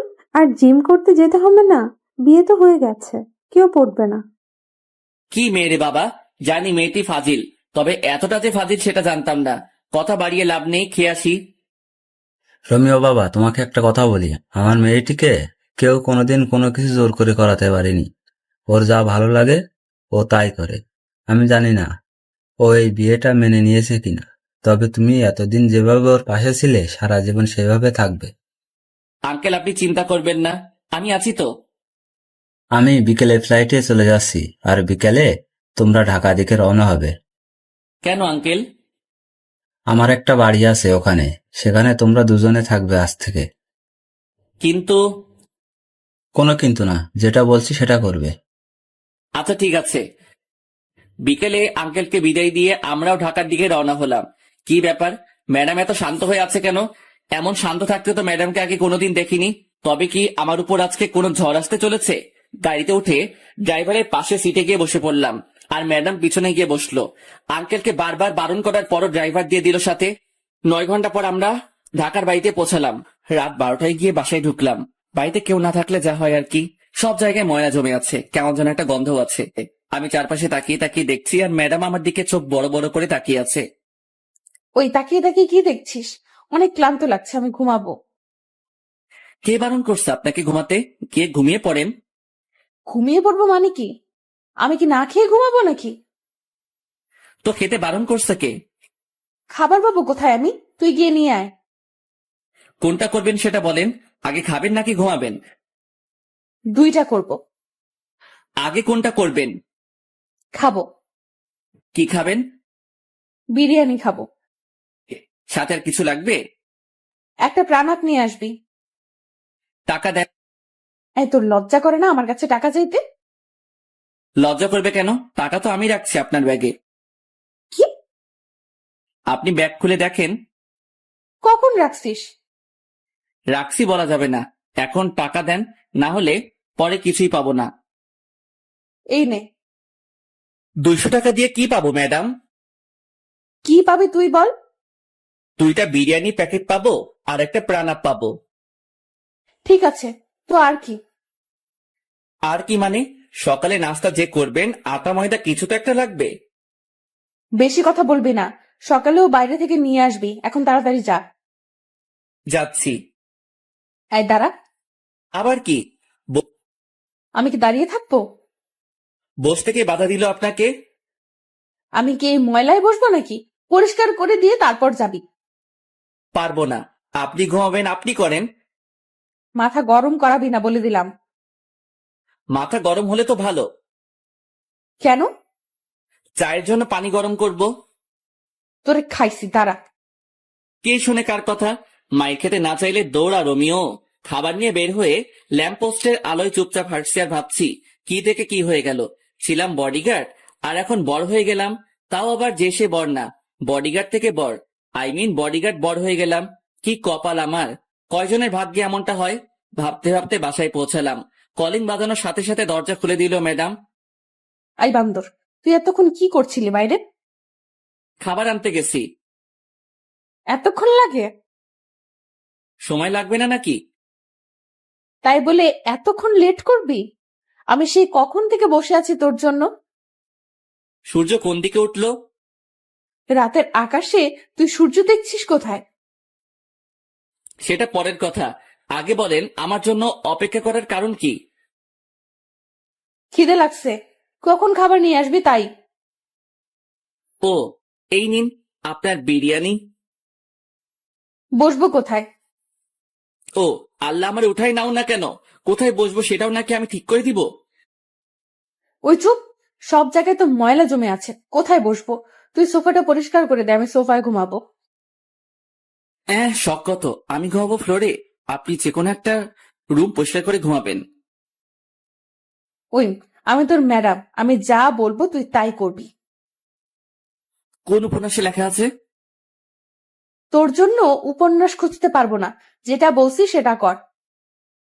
ঠিক আছে ম্যাডাম, আপনি খেয়ে নিন। এই মায়ের উপর ঠাড়া পড়ুক, সোফায় রাত কাটিয়ে দিব ভাবছি, আজকে কিন্তু সেটা স্বপ্নই থেকে গেল। এই মায়ের জন্য তা হলো না। এটা সেটা করতে করতে রাত 2টা বাজলো। কি দৌ লাগছে হেব্বি, খুব ঘুমো পাচ্ছে। ম্যাডাম কে শুয়ে পড়ছে। এটা কি সেই বদরাগী মেয়েটি? কি সুন্দর লাগছে ঘুমন্ত অবস্থায় আমার ম্যাডামকে। কিছু চুল এসে মুখে পড়ে আছে, এতে করে আরো মায়াবী লাগছে ম্যাডামকে। একটু ছুঁয়ে দিতে ইচ্ছে করছে ম্যাডামকে। আচ্ছা ম্যাডাম তো এখন আমার বউ, ছুঁয়ে দেখবো কি একটু? যদি একটা থাপ্পড় দেয় তখন কি হবে? না বাবা, দরকার নেই। ছুঁয়ে দেখার পরে কোনোদিন যদি আমায় মেনে নেয়, তারপর না হয় ছুঁয়ে দেখা যাবে। খেয়ে শুয়ে পড়লাম ফ্লোরে, সেই একটা ঘুম হলো। কিন্তু সকালে শান্তিতে ঘুমাতে পারলাম না, 2টায় ঘুমাইছি। সেখানে সারাদিনের ক্লান্তি কাটিয়ে ঘুম থেকে উঠতে উঠতে 10টা না হোক 8টা তো বাজতে হবে। কিন্তু না, সেটা আর হলো না। সকাল সকাল ম্যাডামের চিল্লানিতে ঘুম ভাঙলো। ম্যাডাম সকাল সকাল এত চিল্লানি শুরু করে দিলেন কেন? চিল্লানি দিব না কেন তুই বল? কালকে রাতে মশা কামড়িয়ে কামড়িয়ে আমারে শেষ করে দিল। তার উপর ঠান্ডা লাগছিল, তুই একটা চাদরও দিলি না গায়ে। আমি একটুও ঘুমাতে পারিনি। ওহ আল্লাহ, আমি কোন মেয়ের পাল্লায় পড়ছি? উনি রাতে ঘুমাতে পারে নাই বলে আমারেও ঘুমাতে দেয় নাই। প্রতিদিন তো সকাল 6টায় উঠিস, এখন 8টা বাজে উঠছিস, তারপরও এমন করছিস কেন? এখন যা, নাস্তা নিয়ে আয়। হ্যাঁ, আমি যে সকাল 6টায় উঠি তা আপনি জানলেন কি করে? তার মানে আপনি আমায় প্রতিদিন লুকিয়ে লুকিয়ে দেখছেন? তোরে দেখতে যাব কেন? তুই কে? নাস্তা নিয়ে আয়, খিদে লাগছে। যাচ্ছি। নাস্তা শেষ করে কাজ নিয়ে ব্যস্ত হয়ে পড়লাম। এত বড় বাড়ি পুরোটা আর 2জন মানুষকে নিয়ে পরিষ্কার করলাম। ম্যাডাম বসে বসে দেখছে আর চিপস খাচ্ছে। এই মাইয়া পারেও বটে, সারাদিন চিপসকে কাটিয়ে দিল। কয়টা খাইছে হিসাব নাই। আর এদিকে আমার অবস্থা খারাপ হয়ে যাচ্ছে খিদেই। ম্যাডাম রাতে কি খাবার নিয়ে আসবো নাকি রান্না করব? বাইরে খাওয়ার বেশি হলে শরীর খারাপ করবে, তুই রান্না করে নিবি। পারবো না, আপনি করে নেন। বাবা কি বলেছিল মনে নাই তোর? আমারে দেখে রাখতে বলছে। দেখে রাখতে বলছে, রান্না করে খাওয়াতে নয়। বেয়াদব, মুখে মুখে কথা বলিস। যা বলছে তাই কর। পারবো না, আমি খাবো না, রান্নাও করব না। সারাদিন কাজ করছে, এখন ঘুমাবো। যা রান্না কর। শালার কপাল, বিয়ে করছি কোথায় বইয়ের হাতে রান্না খাবো, কিন্তু এমন পোড়া কপাল, শুধু থাপ্পড় খাচ্ছি। দূর, ভাল লাগে না। প্রথমে ভাবলাম রান্না করব না, পরে ভাবলাম রান্না না করলে তো মেয়েটি খাবে না। দুপুরে কাজে ব্যস্ত ছিলাম বলে রান্নাও করতে হয়নি, বাইরে থেকে কিছু নিয়ে আসতেও হয়নি। সকালে চিপস আনতে বলছে, ওগুলো খেয়েছে সারাদিন বাচ্চাদের মতো বসে বসে। যা পারি কিছু একটা রান্না করি, কিছু একটা তো খাওয়া হবে। রান্না শেষ করে ম্যাডামকে খেতে রাখতে গিয়ে দেখলাম গান শুনছে মোবাইলে ইয়ারফোন লাগিয়ে। সেটা ওনার বিভিন্ন অঙ্গভঙ্গির মাধ্যমে বোঝা যাচ্ছে। ম্যাডাম, ও ম্যাডাম, ওই কি হয়েছে, চিল্লাস কেন? খেতে আসেন। খাবো না, তোর খাবার তুই খা গিয়ে। না খাইলে আমার কি? রান্না করছি, খেলে খাবে, না খেলে নাই, আমার কি? আমি খাওয়া শুরু করার পরে ম্যাডাম এসে বসে পড়ল। আমি শুধু খাচ্ছি, ম্যাডাম যে আসছে সেটা আমি জানি না, এমন ভাব করছি। ওই প্লেট দে, খিদে লাগছে, খাবো তো। একটু আগে তো বললেন খাবেন না, তাহলে এখন আবার খেতে আসছেন কেন? তোরে বলবো কেন? তুই কে? আপনার বর। আবার যদি কোনোদিন তোর মুখে এই কথা শুনি তো তোর খবর আছে। আচ্ছা ঠিক আছে, আর বলবো না, এবার খেয়ে নিন। শুধুই কি এই ভাত আর ডিম ভাজি? আজকের মতো এখানে শেষ করেন। আমি খাবো না। না খেলে নাই, আমার কি? আমি এগুলো খাবো না, কিছু নিয়ে আয় বাইরে থেকে। পারবো না, আমার ঘুম পাচ্ছে, ঘুমাবো। আমি কি না খেয়ে থাকবো সারা রাত? রান্না করা আছে, খেলে খাবেন, না খেলে আমার কি? আমি খাবো না। দূর, না খেলে না খাবে। রান্না করার দরকার ছিল, রান্না করছি। খেলে খাবি, না খেলে মশা খা গিয়ে। হাত পা বিছানায় ছড়িয়ে দিয়ে শুয়ে পড়লাম। বিছানা ভিজে ভিজে লাগছে কেন? তাহলে কি আমি হিসু করে দিছি? না, তা কি করে হয়? আম্মু বলে আমি নাকি ল্যাংটা কাল থেকে বিছানায় হিসু করি না। আজকে কি সে রেকর্ড ভেঙে ফেললাম নাকি? না, সেটা কি করে হয়? তাড়াতাড়ি করে উঠে বসে দেখি ম্যাডাম হাতে একটা বালতি নিয়ে দাঁড়িয়ে আছে। তার মানে আমি রেকর্ড ভাঙি নাই। ম্যাডাম পানি ঢেলে দিছে বিছানায়। ম্যাডাম, এটা কি হলো? আপনার জন্য কি একটু শান্তিতে ঘুমাতেও পারবো না? ঘুমাবি মানে কি? আমি জেগে থাকবো তুই ঘুমাবি, সেটা হবে না। অনেক ঘুমাইছিস, এবার উঠে নাস্তা রেডি কর। কালকে সারা রাত খিদের জ্বালায় ঘুমাতে পারিনি। খাবার তো ছিল, না খেলে কি করা থাকে বলেন? বেশি কথা বলবি না, নাস্তা রেডি কর। যাচ্ছি। মেয়েটি কি একটু নরম সুরে কথা বলতে পারে না? সব সময় কেমন যেন খিটখিট করে, ভাল লাগে না। সব সময় ম্যাডামের জ্বালাতন সাথে থাপ্পড় খেতে খেতে এগিয়ে চলছে আমার বিবাহিত প্যারাময় জীবন। বউটা আমার রাগী হলে কি হবে? কোনো খারাপ অভ্যাস নাই, তবে একটা বাজে অভ্যাস আছে, সেটা হলো স্বামীর গায়ে হাত তুলে। এই মেয়ের হাতে এখনো পর্যন্ত কয়টা থাপ্পড় খেয়েছি তার কোনো ঠিক নেই। বিকেলে ঘুমাচ্ছি, এমন সময় মনে হলো ভূমিকম্প শুরু হয়েছে। তাড়াতাড়ি বাইরে বের হতে গিয়ে দেখি মোবাইলে আম্মুর নাম্বার ভাসছে। তখন মনে হলো ভূমিকম্পন হচ্ছে না, আমার মোবাইলই ডাকতেছে। হ্যালো আম্মু, কেমন আছো? ভালো থাকতে দিলি কবে? বিয়ে হয়েছে 3 মাস হতে চললো, কিন্তু বৌমাকে সেই বিয়ের দিনের পর থেকে আর দেখি না। তোরা এতবার করে বললাম বউকে নিয়ে একবার ঘুরে যা। কার বউ? কিসের বউ? কিভাবে বউ হলো? ওই ফাইজলামি হচ্ছে আমার সাথে? যাও, কি যে বলো না আম্মু, তোমার সাথে কি আমি ফাইজলামি করতে পারি বলো? তাহলে বল, কবে আসবি বৌমাকে নিয়ে? আমি জানি না, জিজ্ঞেস করে দেখি যাই কিনা। তুই নিয়ে আসলে তো আসবে, কালকে নিয়ে আসবি। আচ্ছা, দেখি কি করা যায়। দেখা দেখির কাজ নাই, কালকে আসতে হবে তোদের। আচ্ছা, আসবো। এ- এ কেমন বায়না করলো আম্মু?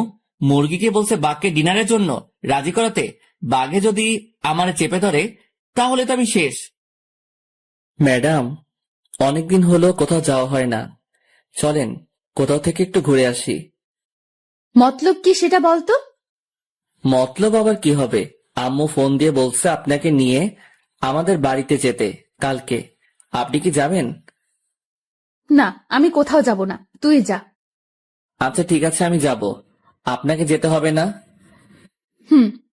সকালে ঘুম থেকে উঠে নাস্তা বানিয়ে নাস্তা করে রেডি হয়ে নিলাম। যেতে যেতে এমনি সন্ধ্যা হয়ে যাবে, জ্যামে পড়লে তো অবস্থা হালুয়া হয়ে যাবে। তবুও রওনা দিতে দিতে 9টা বেঁচে গেল। ওই দাঁড়া, আমি যাব তো। আপনি আবার কোথায় যাবেন? আমি কি এখানে একা থাকবো নাকি? আমাকে আমাদের বাড়িতে রেখে তারপর যাবি তুই। আমি পারবো না, আপনি পথে নেমে পড়লেই তো হয়। পারবো না, তুই রেখে আসবি। আমার দেরি হয়ে যাচ্ছে, আমি আসি। আর আপনি যদি আমার সাথে যেতে চান তাহলে আমার বাড়িতে যেতে হবে, না হলে আপনার পথে আপনি যান, আমার পথে আমি যাব। তুই তো আচ্ছা ফাজিল ছেলে, আমি যেটা বলবো তোকে সেটা করতে হবে। সেটা পরে দেখা যাবে, আগে তো রওনা দেই। হুম, চল। বাস চলছে নিজের আপন গতিতে, আমরাও এগিয়ে যাচ্ছি বাড়ির দিকে। বডিগার্ডের কাজ পাওয়ার পর আর বাড়িতে যাওয়া হয়নি। আজ অনেকদিন পর যাচ্ছি। ম্যাডাম বসে আছে আমার পাশের সিটে আর চিপস খাচ্ছে। মেয়েটি কি কিছু পারে না চিপস খাওয়া ছাড়া? অনেকক্ষণ পর ম্যাডাম আমার কাঁধে মাথা রেখে ঘুমাচ্ছে। অনেকক্ষণ চিন্তা করে দেখলাম এখন ঘুমাচ্ছে, পরে যখন ঘুম থেকে উঠে দেখবে আমার কাঁধে মাথা রেখে শুয়ে আছে, তখন দেখে যদি থাপ্পড় লাগিয়ে দেয় তাহলে বাসের মধ্যে যা একটু সম্মান আছে সেটাও খেয়ে ফেলবে। তার থেকে বরং জাগিয়ে দেই। ম্যাডাম, ম্যাডাম ওঠেন। কি হয়েছে? ব্যথা করছে হাতে। তো আমি কি করব? আপনার জন্য তো এমন হলো। আমি কি করছি? আপনি যদি আমার কাঁধে মাথা না রাখতেন তাহলে ব্যথাও হতো না। এই, তোর লজ্জা করে না? একটা মেয়ের মাথা কাঁধে রাখতে পারিস না? আমার কি ঠেকা পড়ছে যে আপনার মাথা আমার কাঁধে রাখবো? বেশি কথা বলিস কেন? চুপ থাকতে পারিস না? না, পারি না। আবার কথা বলিস মুখে মুখে। এই তালা দিলাম মুখে, আর কোনো কথা বলবো না। বাড়িতে আসতে আসতে 7টা বেজে গেল। পথে একটু কথাও হয়নি ম্যাডামের সাথে। কখন যে বাসার দরজায় এসে দাঁড়িয়েছি নিজেই জানি না। কিরে, কি ভাবছিস? ওহ আম্মু, তুমি? আমি হব নাকি ভূত হবে নাকি? না, তেমনটা না। আমার বৌমাকে নিয়ে আসছিস তো? তোমার বৌমা কোথায় পাবো? পিছনে দাঁড়িয়ে আছে যে, ওটা কে? ভূত মনে হয়, তাকিয়ে দেখো। কি, তুই আমার বৌমাকে ভূত বললি? তোর আজকে খাওয়া বন্ধ। খাওয়ার এত শখ নাই, তুমি তোমার বৌমাকে নিয়ে খাওয়াও। আসো মা, ভিতরে আসো। এটা কি হলো? ম্যাডাম তো চলে এলো। মাইয়া জাতি বড় অদ্ভুত জাতি। সকালে কত ভেজাল করলো এই মাইয়া এখানে আসবে না বলে, আর এখন কত সহজে আম্মুর সাথে হাসি খুশি চললো। মনে হচ্ছে না মেয়েটি রাগী বদমেজাজি। রোমিও, খেতে আয়। খাবো না, তুমি খাও তোমার বৌমাকে নিয়ে। রোমিও, আয় বাবা, অনেকদিন হলো একসাথে বসে খাওয়া হয়নি। না না, খাবো না, তোমাদের বৌমা আসছে, ওরে নিয়ে খাও। ওই, বেশি বাড়াবাড়ি করবি তো খাওয়া আর পাবি না। এই না, তা কি করে হয় আম্মু? তা যদি না হয় তাহলে খেতে আয়। আসছি, হাফ মিনিট দাঁড়াও। দাঁড়ানোর সময় নাই, এই তো আসছি। বসে পড়। এত আয়োজন কখন করলে আম্মু? আমার বৌমা আসবে আর আমি কিছুই রান্না করব না নাকি? আমার জন্য তো কোনোদিন এত কিছু করনি, আজ বৌমা আসছে বলে এত কিছু? আবার যদি শুনি আমার বৌমাকে নিয়ে কোনো কথা বলিস তাহলে তোর কপালে কিছুই জুটবে না। এবার বল, কি করবি? কিছুই বলবো না আর, এই চুপ করলাম। বাপরে বাপ, এ কেমন বিচার! আম্মু দেখছি ম্যাডামের দিকে ঝুঁকে পড়ছে। এই মায়া কি কোনো জাদু জানে নাকি? যদি এমন জাদু আমি জানতাম তাহলে কবে ম্যাডামকে ঠুক্কু বউকে পটিয়ে নিতাম।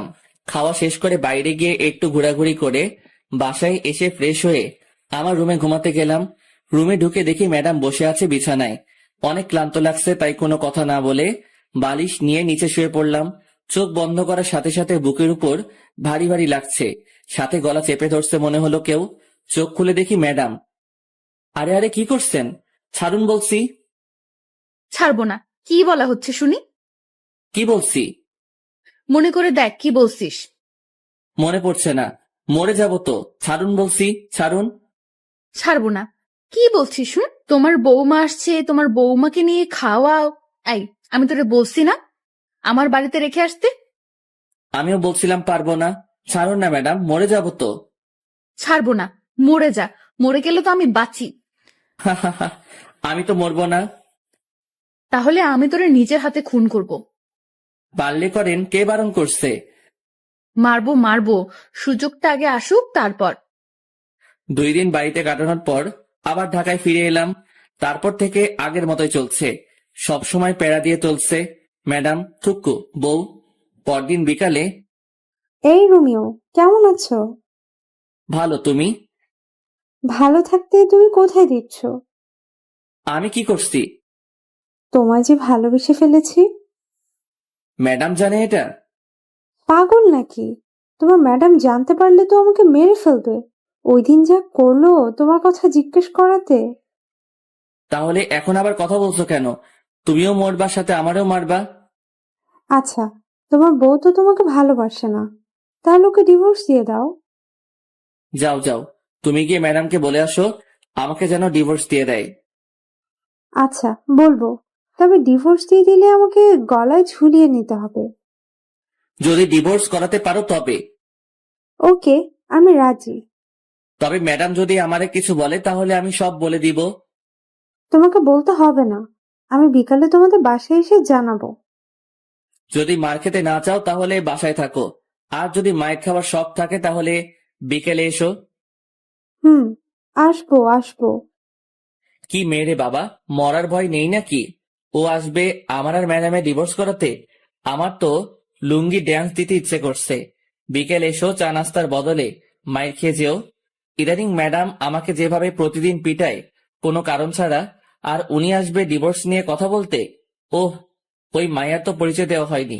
উনি হলো আমাদের বাড়ির থুক্কু, আমার শ্বশুর বাড়ির পাশের বাসার একটি মেয়ে। এখানে আসার পর থেকে আমার পিছনে পড়ে আছে। ওর নাম তো বলা হয়েছে, তবুও বলি, ও ইভা। পড়ালেখা শেষ করে বসে আছে, থুক্কু বসে নাই, আমার পিছনে পড়ে আছে। আজকে আর ঘুমালাম না, 4টার সময় বের হয়ে গেলাম বাসা থেকে। বাসায় থাকলে আজকে আমার উপরে দিয়ে শনি রবি সোম মঙ্গল সব চলবে। 9টার দিকে বাসায় ঢুকলাম। ঢুকে সোজা রান্নাঘরের দিকে দিলাম দৌড়। খুব খিদে লাগছে, খাবার গরম করতে হবে। ম্যাডাম ঠান্ডা খাবার খেতে পারে না, আর আমি ঠান্ডা ছাড়া খেতে পারি না। রাতে একসাথে খেয়ে শুয়ে পড়লাম। আমার রুমে গিয়ে, ম্যাডাম থাকে অন্য রুমে। একটু পরে ম্যাডাম ঢুকলো আমার রুমে হাতে একটা লাঠি নিয়ে। এদিকে ভয়ে আমি কাঠ হয়ে যাচ্ছি। এই, এদিকে আয়। কেন ম্যাডাম? কাজ আছে, আয়। কি কাজ তাড়াতাড়ি বলেন, আমি ঘুমাবো। তোর ঘুম পাড়াচ্ছি, দাঁড়া। আরে আরে ম্যাডাম, আমাকে মারছেন কেন? আমি কি করছি? তুই পাশের বাসার রিভা পেতনিকে কি বলছিস? বিশ্বাস করেন ম্যাডাম, আমি কিছু বলি নাই। তাহলে ও কি আমার বোকা বানাইছে? হতে পারে। তার মানে তুই বলতে চাচ্ছিস আমি বোকা? সেটা কখন বললাম? তাহলে কি বলছিস? কিছু বলি নাই। আবার মিথ্যা কথা বলছিস? তোরে তো আজকে শেষ করে দিব। আমি কিছু করি নাই তো ম্যাডাম, সব দোষ ওই ইভার। ইভা, তুই ওরে বলিস নাই আমার ডিভোর্স দিয়ে ওরে বিয়ে করবি? বলিস নাই? ম্যাডাম, আমি এটা বলি নাই, ও আপনাকে মিথ্যা বলছে। তুই বলছিস, আমি লুকিয়ে লুকিয়ে সব শুনছি। কি? আপনি এমন কেন ম্যাডাম? লুকিয়ে লুকিয়ে অন্যের কথা শুনছেন, এটা ঠিক না। তুই আমারে কোনটা ঠিক আর কোনটা ঠিক না সেটা শিখাইতে আসবি না, আমি সব জানি। জানলে ভালো। এখন আমি ঘুমাবো, অনেক মাইর খাইছি। কি? তুই ঘুমাবি? হুম। তোরে আমি ঘুমাতে দিব না। তোর কাজ হলো আজকে সারা রাত আমাকে পাহারা দেওয়া। পারবো না। না পারলে আবার শুরু করব, তখন বুঝবি। আবার শুরু করার দরকার নেই, আমি রাজি। চল। হুম। বাইরে না, রুমের ভেতর এসে পাহারা দিবি। ভিতরে কেন? বাইরে থেকে দিলে কি হবে? যেটা বলছি সেটা কর। হুম। ঘুমে মাথাটা কেমন করছে, আর এই মাইয়া দাঁত বের করে হাসছে। ইচ্ছে করছে ঘুষি মেরে দাঁত ভেঙে দেই। দেখ দেখ, দাঁত খেলাচ্ছে আবার। এ ম্যাডাম, এই চিল্লাচ্ছিস কেন? আমি ঘুমাবো। তোরে ঘুমাতে দিচ্ছে কে? এটা তোর শাস্তি। আমি কি অপরাধ করছি? তুই ইভার সাথে কথা বলছিস, সাথে ওরে পাঠাইছিস ও যেন আমাকে বলে আমি যেন তোকে ডিভোর্স দিয়ে দিই। কি? ও আমাকে বলছে তোমার বউ তো তোমাকে ভালোবাসে না, আমি তোমাদের ডিভোর্স করিয়ে দিব। আবার এটাও বলছে যে ও যদি ডিভোর্স করিয়ে দিতে পারে তাহলে আমি যেন ওকে গলায় ঝুলিয়ে নেই। কি? এটা বলছে তোরে? আর তুইও রাজি হয়ে গেছিস? রাজি হয়নি তো, শুধু বলছি পারলে ডিভোর্স করাও। তবে রে হারামি, আজ তোর একদিন কি আমার যতদিন লাগে লাগুক, তোর শেষ করে ফেলবো। ছিছি, বরকে কেউ এভাবে মারে? এত শক্তি আসলো কিভাবে? উফ, কি ব্যথা! এত মেরেও যদি ঘুমাতে দিত তাহলে ভালো হতো, কিন্তু মহারানী সেটা করলো না। উল্টা সারা রাত নিজেও ঘুমায়নি, আমাকেও ঘুমাতে দেয় নাই। ভোর 5টার দিকে ঘুমিয়ে পড়লাম। ঘুম থেকে উঠে দেখি ম্যাডাম নেই। সারা বাড়ি খুঁজেও যখন পেলাম না, তখন ছাদে গিয়ে দেখি ইবার সাথে লাগছে। মাথায় ঢুকছে না আমাকে নিয়ে এত ঝগড়া করছে কেন।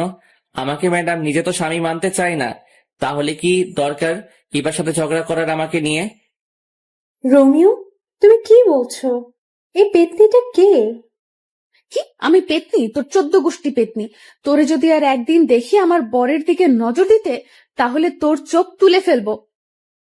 আমিও শেষবারের মতো বলছি, ওরা ডিভোর্স দিয়ে দাও। আমি কেন আমার বরকে ডিভোর্স দিব? কারণ আমি রোমিওকে ভালোবাসি। তোর ভালোবাসা বের করছি, দাঁড়া, এখনো সময় আছে, ওর পিছু ছেড়ে দে।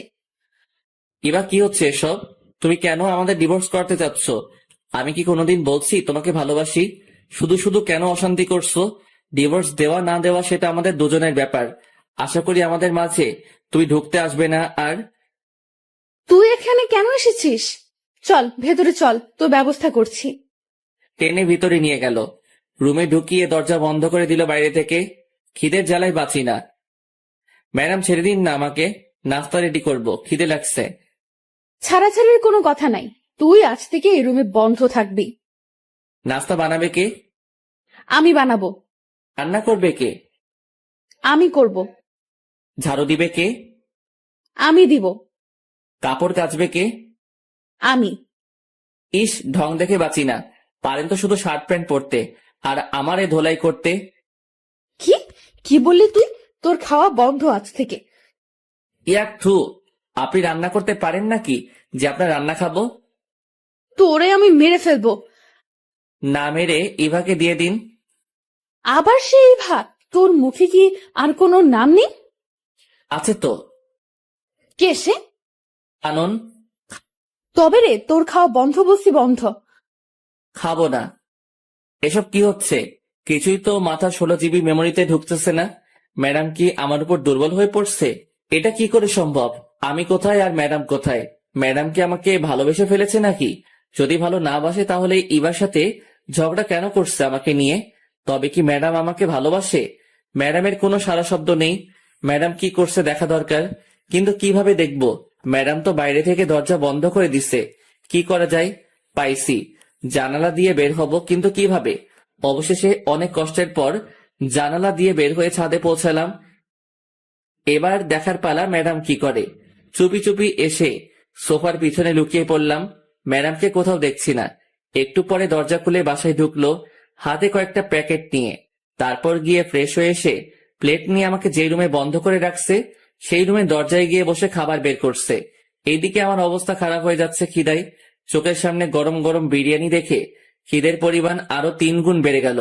2টা প্লেটে বিরিয়ানি বেড়ে রাখছে। রোমিও, চুপ করে আছি। আয় রোমিও, খেতে আয়। এখনো চুপ। ওই আসবি নাকি মাইর খাবি? কোনো সারা শব্দ না পেয়ে রুমে ঢুকলো ম্যাডাম, আর আমি এই সুযোগে একটা প্লেট নিয়ে ডাইনিং টেবিলের নিচে বসে পড়লাম। ওইদিকে ম্যাডাম আমাকে খুঁজে খুঁজে হয়রান হয়ে যাচ্ছে। আমি খাবার তালে আছি। আয় বিড়াল, বের হয়ে আয়। ম্যাডাম, আপনি কখন আসছেন? জানালা কেটে পালিয়ে এসে বসে বসে খাচ্ছিস? এই, তুই না বসিস আমি রান্না করতে পারি না, তাহলে খাচ্ছিস কেন? আপনার রান্না হলে খেতাম না। কি, এটা আমার রান্না না? কি চিটিং মাইরি! বাইরে থেকে খাবার নিয়ে এসে নিজের নাম দিচ্ছেন। আমি বাইরে থেকে খাবার নিয়ে আসছি, কে বসে তোকে? আমি দেখছি। তবে রে বান্দর পোলা। ম্যাডাম, এটা কি হলো? কি হয়েছে? আপনার নজর খারাপ হয়ে যাচ্ছে ম্যাডাম। কি কি করছি আমি যে আমার নজর খারাপ হয়ে গেল? একটু আগে যেটা করলেন এটা কি ঠিক করছেন? তুই আজ থেকে আমার সাথে কথা বলবি না। অন্য মেয়েদের সাথে টাঙ্কি মারতে পারিস, তখন কিছু হয় না, আর এখন আমি তোকে একটা কিস দেওয়ায় বলছি আমার নজর খারাপ? কোনোদিনও তোর সাথে কথা বলবো না, তুইও কথা বলতে আসবি না। বলবো না। আপনি কোন দিন কি আমাকে স্বামী সম্মান দিছেন? দেন নাই। কথায় কথায় থাপ্পড় মারতেন, এটা করতেন সেটা করতেন, কথায় কথায় অপমান করতেন। আমি কোনোদিন আপনার কোনো কিছুতে বাধা দেই নাই। আপনিও আমার কোনো কিছুতে বাধা দিবেন না। আজ থেকে আপনার মতো আপনি থাকবেন, আর আমার মতো আমি। এটা কি হলো? যা হওয়ার হয়েছে। এত কিছু ভাবার সময় নাই। পেট ভরে গেছে। এখন একটু পাসপোর্ট অফিস থেকে আসি। পাসপোর্ট রেডি হয়ে গেছে। মেসেজ আসছে, ওটা নিয়ে আসি। প্রায় 1 মাস হতে চললো। ম্যাডাম আর আমার কোনো কথা হয় না। দুজনে বাইরে গিয়ে খাবার নিয়ে এসে তারপর নিজেদের রুমে গিয়ে খাই। ম্যাডামের দিকে তাকালে বোঝা যায় ম্যাডাম এখন রাত জাগে। চোখের নিচে কালি জমে গেছে, অগোছালো হয়ে গেছে। আগের মতো জিন্স শার্ট পরে না, সালোয়ার কামিজ এসব পরে। আগের থেকে অনেক সুন্দর লাগে ম্যাডামকে। তবে শাড়ি পরলে আরো সুন্দর লাগতো। বাংলার মেয়েদের শাড়ি ছাড়া মানায় না। ভাবছি একটা ট্রিট দিব ম্যাডামকে। ভিসা, পাসপোর্ট সবকিছু রেডি হয়ে গেছে। সৌদি চলে যাব। আমার বেস্ট ফ্রেন্ড ওখানে থাকে, ও সব ব্যবস্থা করছে। ম্যাডাম, কি? শপিং করতে যাবেন নাকি? যাব না। আর কিন্তু সুযোগ পাবেন না। আবার বলছি, শপিং করতে যাবেন? যাব, নিয়ে চল। চলুন। যাক, যেতে রাজি হয়েছে। দুজনে একসাথে বের হলাম। রিক্সার জন্য দাঁড়িয়ে আছি। এমন সময় দেখি ইভা আসছে। ইভা যদি কিছু বলে এখন, তাহলে আমার আর রক্ষা নাই। এই জান, শোনো না, রাতে ফোন দিলে ছাদে এসো, দুজনে একসাথে যাতে। যেখানে বাঘের ভয় সেখানে সন্ধ্যা হয়। কি দরকার ছিল এটা বলার? ফাজিল মাইয়া, লুচ্চা মাইয়া। কি মজা পাই বুঝি না এমন করে। ম্যাডাম, শপিং করতে যাবেন না? দাঁড়া, তোর শপিং বের করছি। তোর ইভাকে শপিং করিয়ে দে, যা। আজ থেকে তোর সাথে আমার কোনো সম্পর্ক নাই। তুই লুকিয়ে লুকিয়ে অন্য মেয়ের সাথে কথা বলিস। ম্যাডাম, আমার কোনো সম্পর্ক নাই কারোর সাথে। ইভা তো অনেক আগে থেকে আমার পিছনে লেগে আছে, সেটা আপনি জানেন। অবশ্যই তোর সাথে ওর সম্পর্ক আছে, না হলে তোরে জান বলে ডাকলো কেন?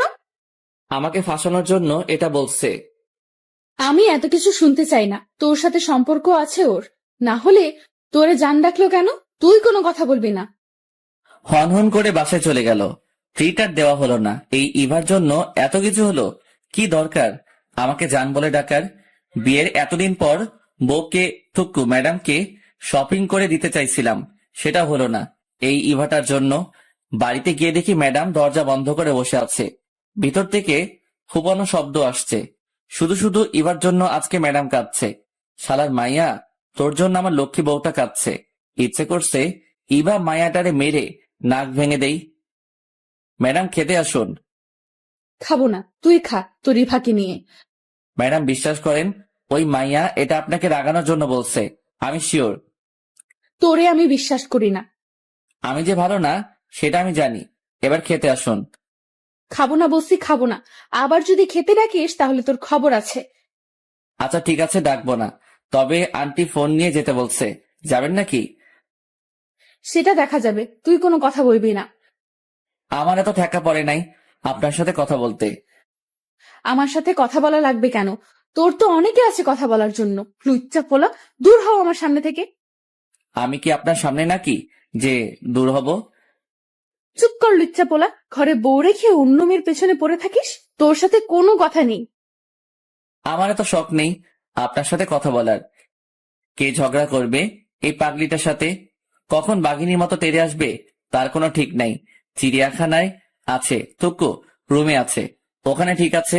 সকালে ঘুম থেকে উঠে ধাক্কাধাক্কি করে দরজা খুলে ম্যাডামের রুমে ঢুকে দেখি নিচে শুয়ে আছে। একটা মেয়ের রুম মনে হচ্ছে না, বিছানা বালিশ সব ছড়িয়ে ছিটিয়ে আছে পুরো রুমে। মনে হয় আমাকে মারতে না পেরে বিছানা বালিশের সাথে যুদ্ধ করছে। দেখে মনে হচ্ছে ভাজা মাছটা উল্টে খেতে জানে না। কি মায়াবী লাগছে পাগলিটাকে। কাঁপছে দেখে কপালে হাতে রেখে বুঝতে পারলাম জ্বরে অবস্থা খারাপ হয়ে যাচ্ছে। বিছানায় শুয়ে দিয়ে ডাক্তারের কাছে ফোন দিলাম। একটু পরে ডাক্তার এসে দেখে গেল মাথায় পানি দিতে বলে গেল। ডাক্তার যাওয়ার পর থেকে পানি দিচ্ছি। অনেকক্ষণ পর চোখ বড় বড় করে তাকিয়ে আছে। ম্যাডাম কেমন লাগছে? তোর জন্য সব হয়েছে। ম্যাডাম বেশি কথা বলা যাবে না, চুপচাপ শুধু উত্তর দিবেন। তবে রে, কেমন লাগছে বলেন। ভালো না। মাথাটা মুছে নিন, আমি নাস্তা রেডি করে আনি। খাবো না। দেখা যাবে। ম্যাডাম হাঁ করুন। আমি খেতে পারবো, তোর কষ্ট হবে না। তাহলে খেয়ে নিন, আমি মেডিসিন নিয়ে আসি। আমি মেডিসিন নিব না। নিতে তো হবে, না হলে সুস্থ হবেন কি করে? সুস্থ হওয়া লাগবে না, তোর জন্য তো আমার এই অবস্থা। বেশি দিন সহ্য করতে হবে না, চলে যাব। কি বললি আবার বলতো, শুনতে পাইনি। না ম্যাডাম কিছু না, একটু একটু করে সুস্থ হচ্ছে ম্যাডাম। 2 দিন পর রাতে আবার জ্বর আসে ম্যাডামের। সারা রাত মাথায় পানি দিয়ে সকালে নাস্তা রেডি করে নিয়ে গেলাম, খাইয়ে দিতে চাইলাম কিন্তু ম্যাডাম আমার হাতে খাবে না, নিজেই কাপা কাপা হাতে খেলো। কত স্বপ্ন ছিল বউটা নিজের হাতে আমাকে খাইয়ে দিবে, আমিও নিজের হাতে বউকে খাইয়ে দিব।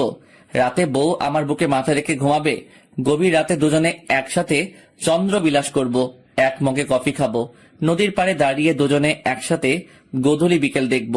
কিন্তু কিসের কি, স্বপ্ন স্বপ্নই রয়ে গেল। রাতে ম্যাডামের জন্য খাবার নিয়ে গেলাম, ম্যাডামের হাতে প্লেট দিয়ে দিলাম, জানি আমার হাতে খাবে না তাই দিয়ে দিলাম। ম্যাডাম খেয়ে নিন। খাইয়ে দে। ম্যাডাম খেয়ে নিন তো, ঘুমাবো, ভাল লাগছে না। আমাকে খাইয়ে দে, না হলে খাবো না। খাইয়ে দিতে পারবো না, খেলে খাবেন, না খেলে উপোস থাকেন। তুই তো জানিস আমি উপোস থাকতে পারি না, খাইয়ে দে না। আমি পারবো না, তাছাড়া এখন তো আপনি অনেকটা সুস্থ, নিজের হাতে খেতে পারবেন। তাহলে তুই খাইয়ে দিবি না? না। তাহলে আমিও খাবো না। যখন খাইয়ে দিতে চাইছিলাম তখন তো খেতে চাওনি, এখন কেন খাইয়ে দিতে হবে? সেটা আমার ব্যাপার, তুই খাইয়ে দিবি কিনা বল। আচ্ছা বাবা ঠিক আছে, আমি খাইয়ে দিচ্ছি, হা করেন। এই তো লক্ষ্মী বর আমার। দরকার নেই আপনার বর হওয়ার। অন্য কারো হতে যা, তারপর দেখবি আমি কি করি। বকবক না করে খেয়ে নিন তো। খাচ্ছি তো। ম্যাডাম আপনি তো এখন সুস্থ। তো আন্টি ফোন দিয়ে বলছে যেতে। তো যেতে হবে, আমাকে বাড়িতে যেতে হবে আপনাকে রেখে। তুই যাবি না? যাবো তো, চলেন কালকে রওনা দেই। আচ্ছা ঠিক আছে। রাতে ম্যাডামের জ্বর আসতে পারে ভেবে সোফাতে শুয়ে পড়লাম। কিছুক্ষণ পর মোবাইলটা ডেকে উঠে তাকিয়ে দেখি কানন ফোন দিচ্ছে। হঠাৎ করে কানন ফোন দিল কেন ভাবতে ভাবতে ফোনটা রিসিভ করলাম। তাকিয়ে দেখি ম্যাডাম ঘুমাচ্ছে। হ্যালো কানন, বলো। দুলা ভাই কি করছেন? শুয়ে আছি, তোমার কি খবর? এই তো আছি। আমাদের বাসায় কবে আসবে? কালকে আসবো। তাহলে কালকে দেখা হবে, কথা হবে। এখন রাখি, বাই। বাই। এই এদিকে আয়।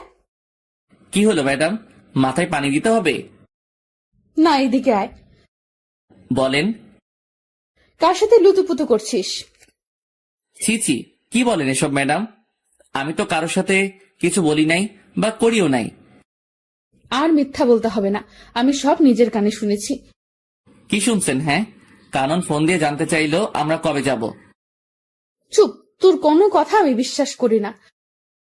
আচ্ছা মুশকিল তো, বিশ্বাস করা না করা আপনার ব্যাপার, আমি সত্যিটা বলে দিচ্ছি। তুই কালকে আমাকে আমাদের বাড়িতে রেখে আসবি। থাকবো না তোর সাথে। আচ্ছা ঠিক আছে। সকালে ঘুম থেকে উঠে নাস্তা করে বেরিয়ে পড়লাম। সন্ধ্যায় গিয়ে শ্বশুর বাড়িতে পৌঁছালাম। সবার সাথে আড্ডা দিয়ে নিজের বাড়ির দিকে রওনা হলাম। বাড়িতে গিয়ে কয়েকটা দিন আব্বু আম্মুর সাথে কাটাবো। কিছু বন্ধু আছে, ওদের সাথে কিছু সময় কাটাবো। কখন আবার দেখা হবে। রাতে কে শুয়ে পড়লাম। আব্বু আম্মুও জানে আমি যে চলে যাব, তবে ম্যাডামদের বাসার কেউ এখনো বিষয়টা জানে না। ভাবছি যেদিন ফ্লাইট সেদিন জানাবো। 30 তারিখে রাত 2টার সময় ফ্লাইট, সবকিছু ঠিকঠাক। ইচ্ছা ছিল যেদিন যাব সেদিনই ম্যাডামকে জানাবো, সবাইকে জানাবো।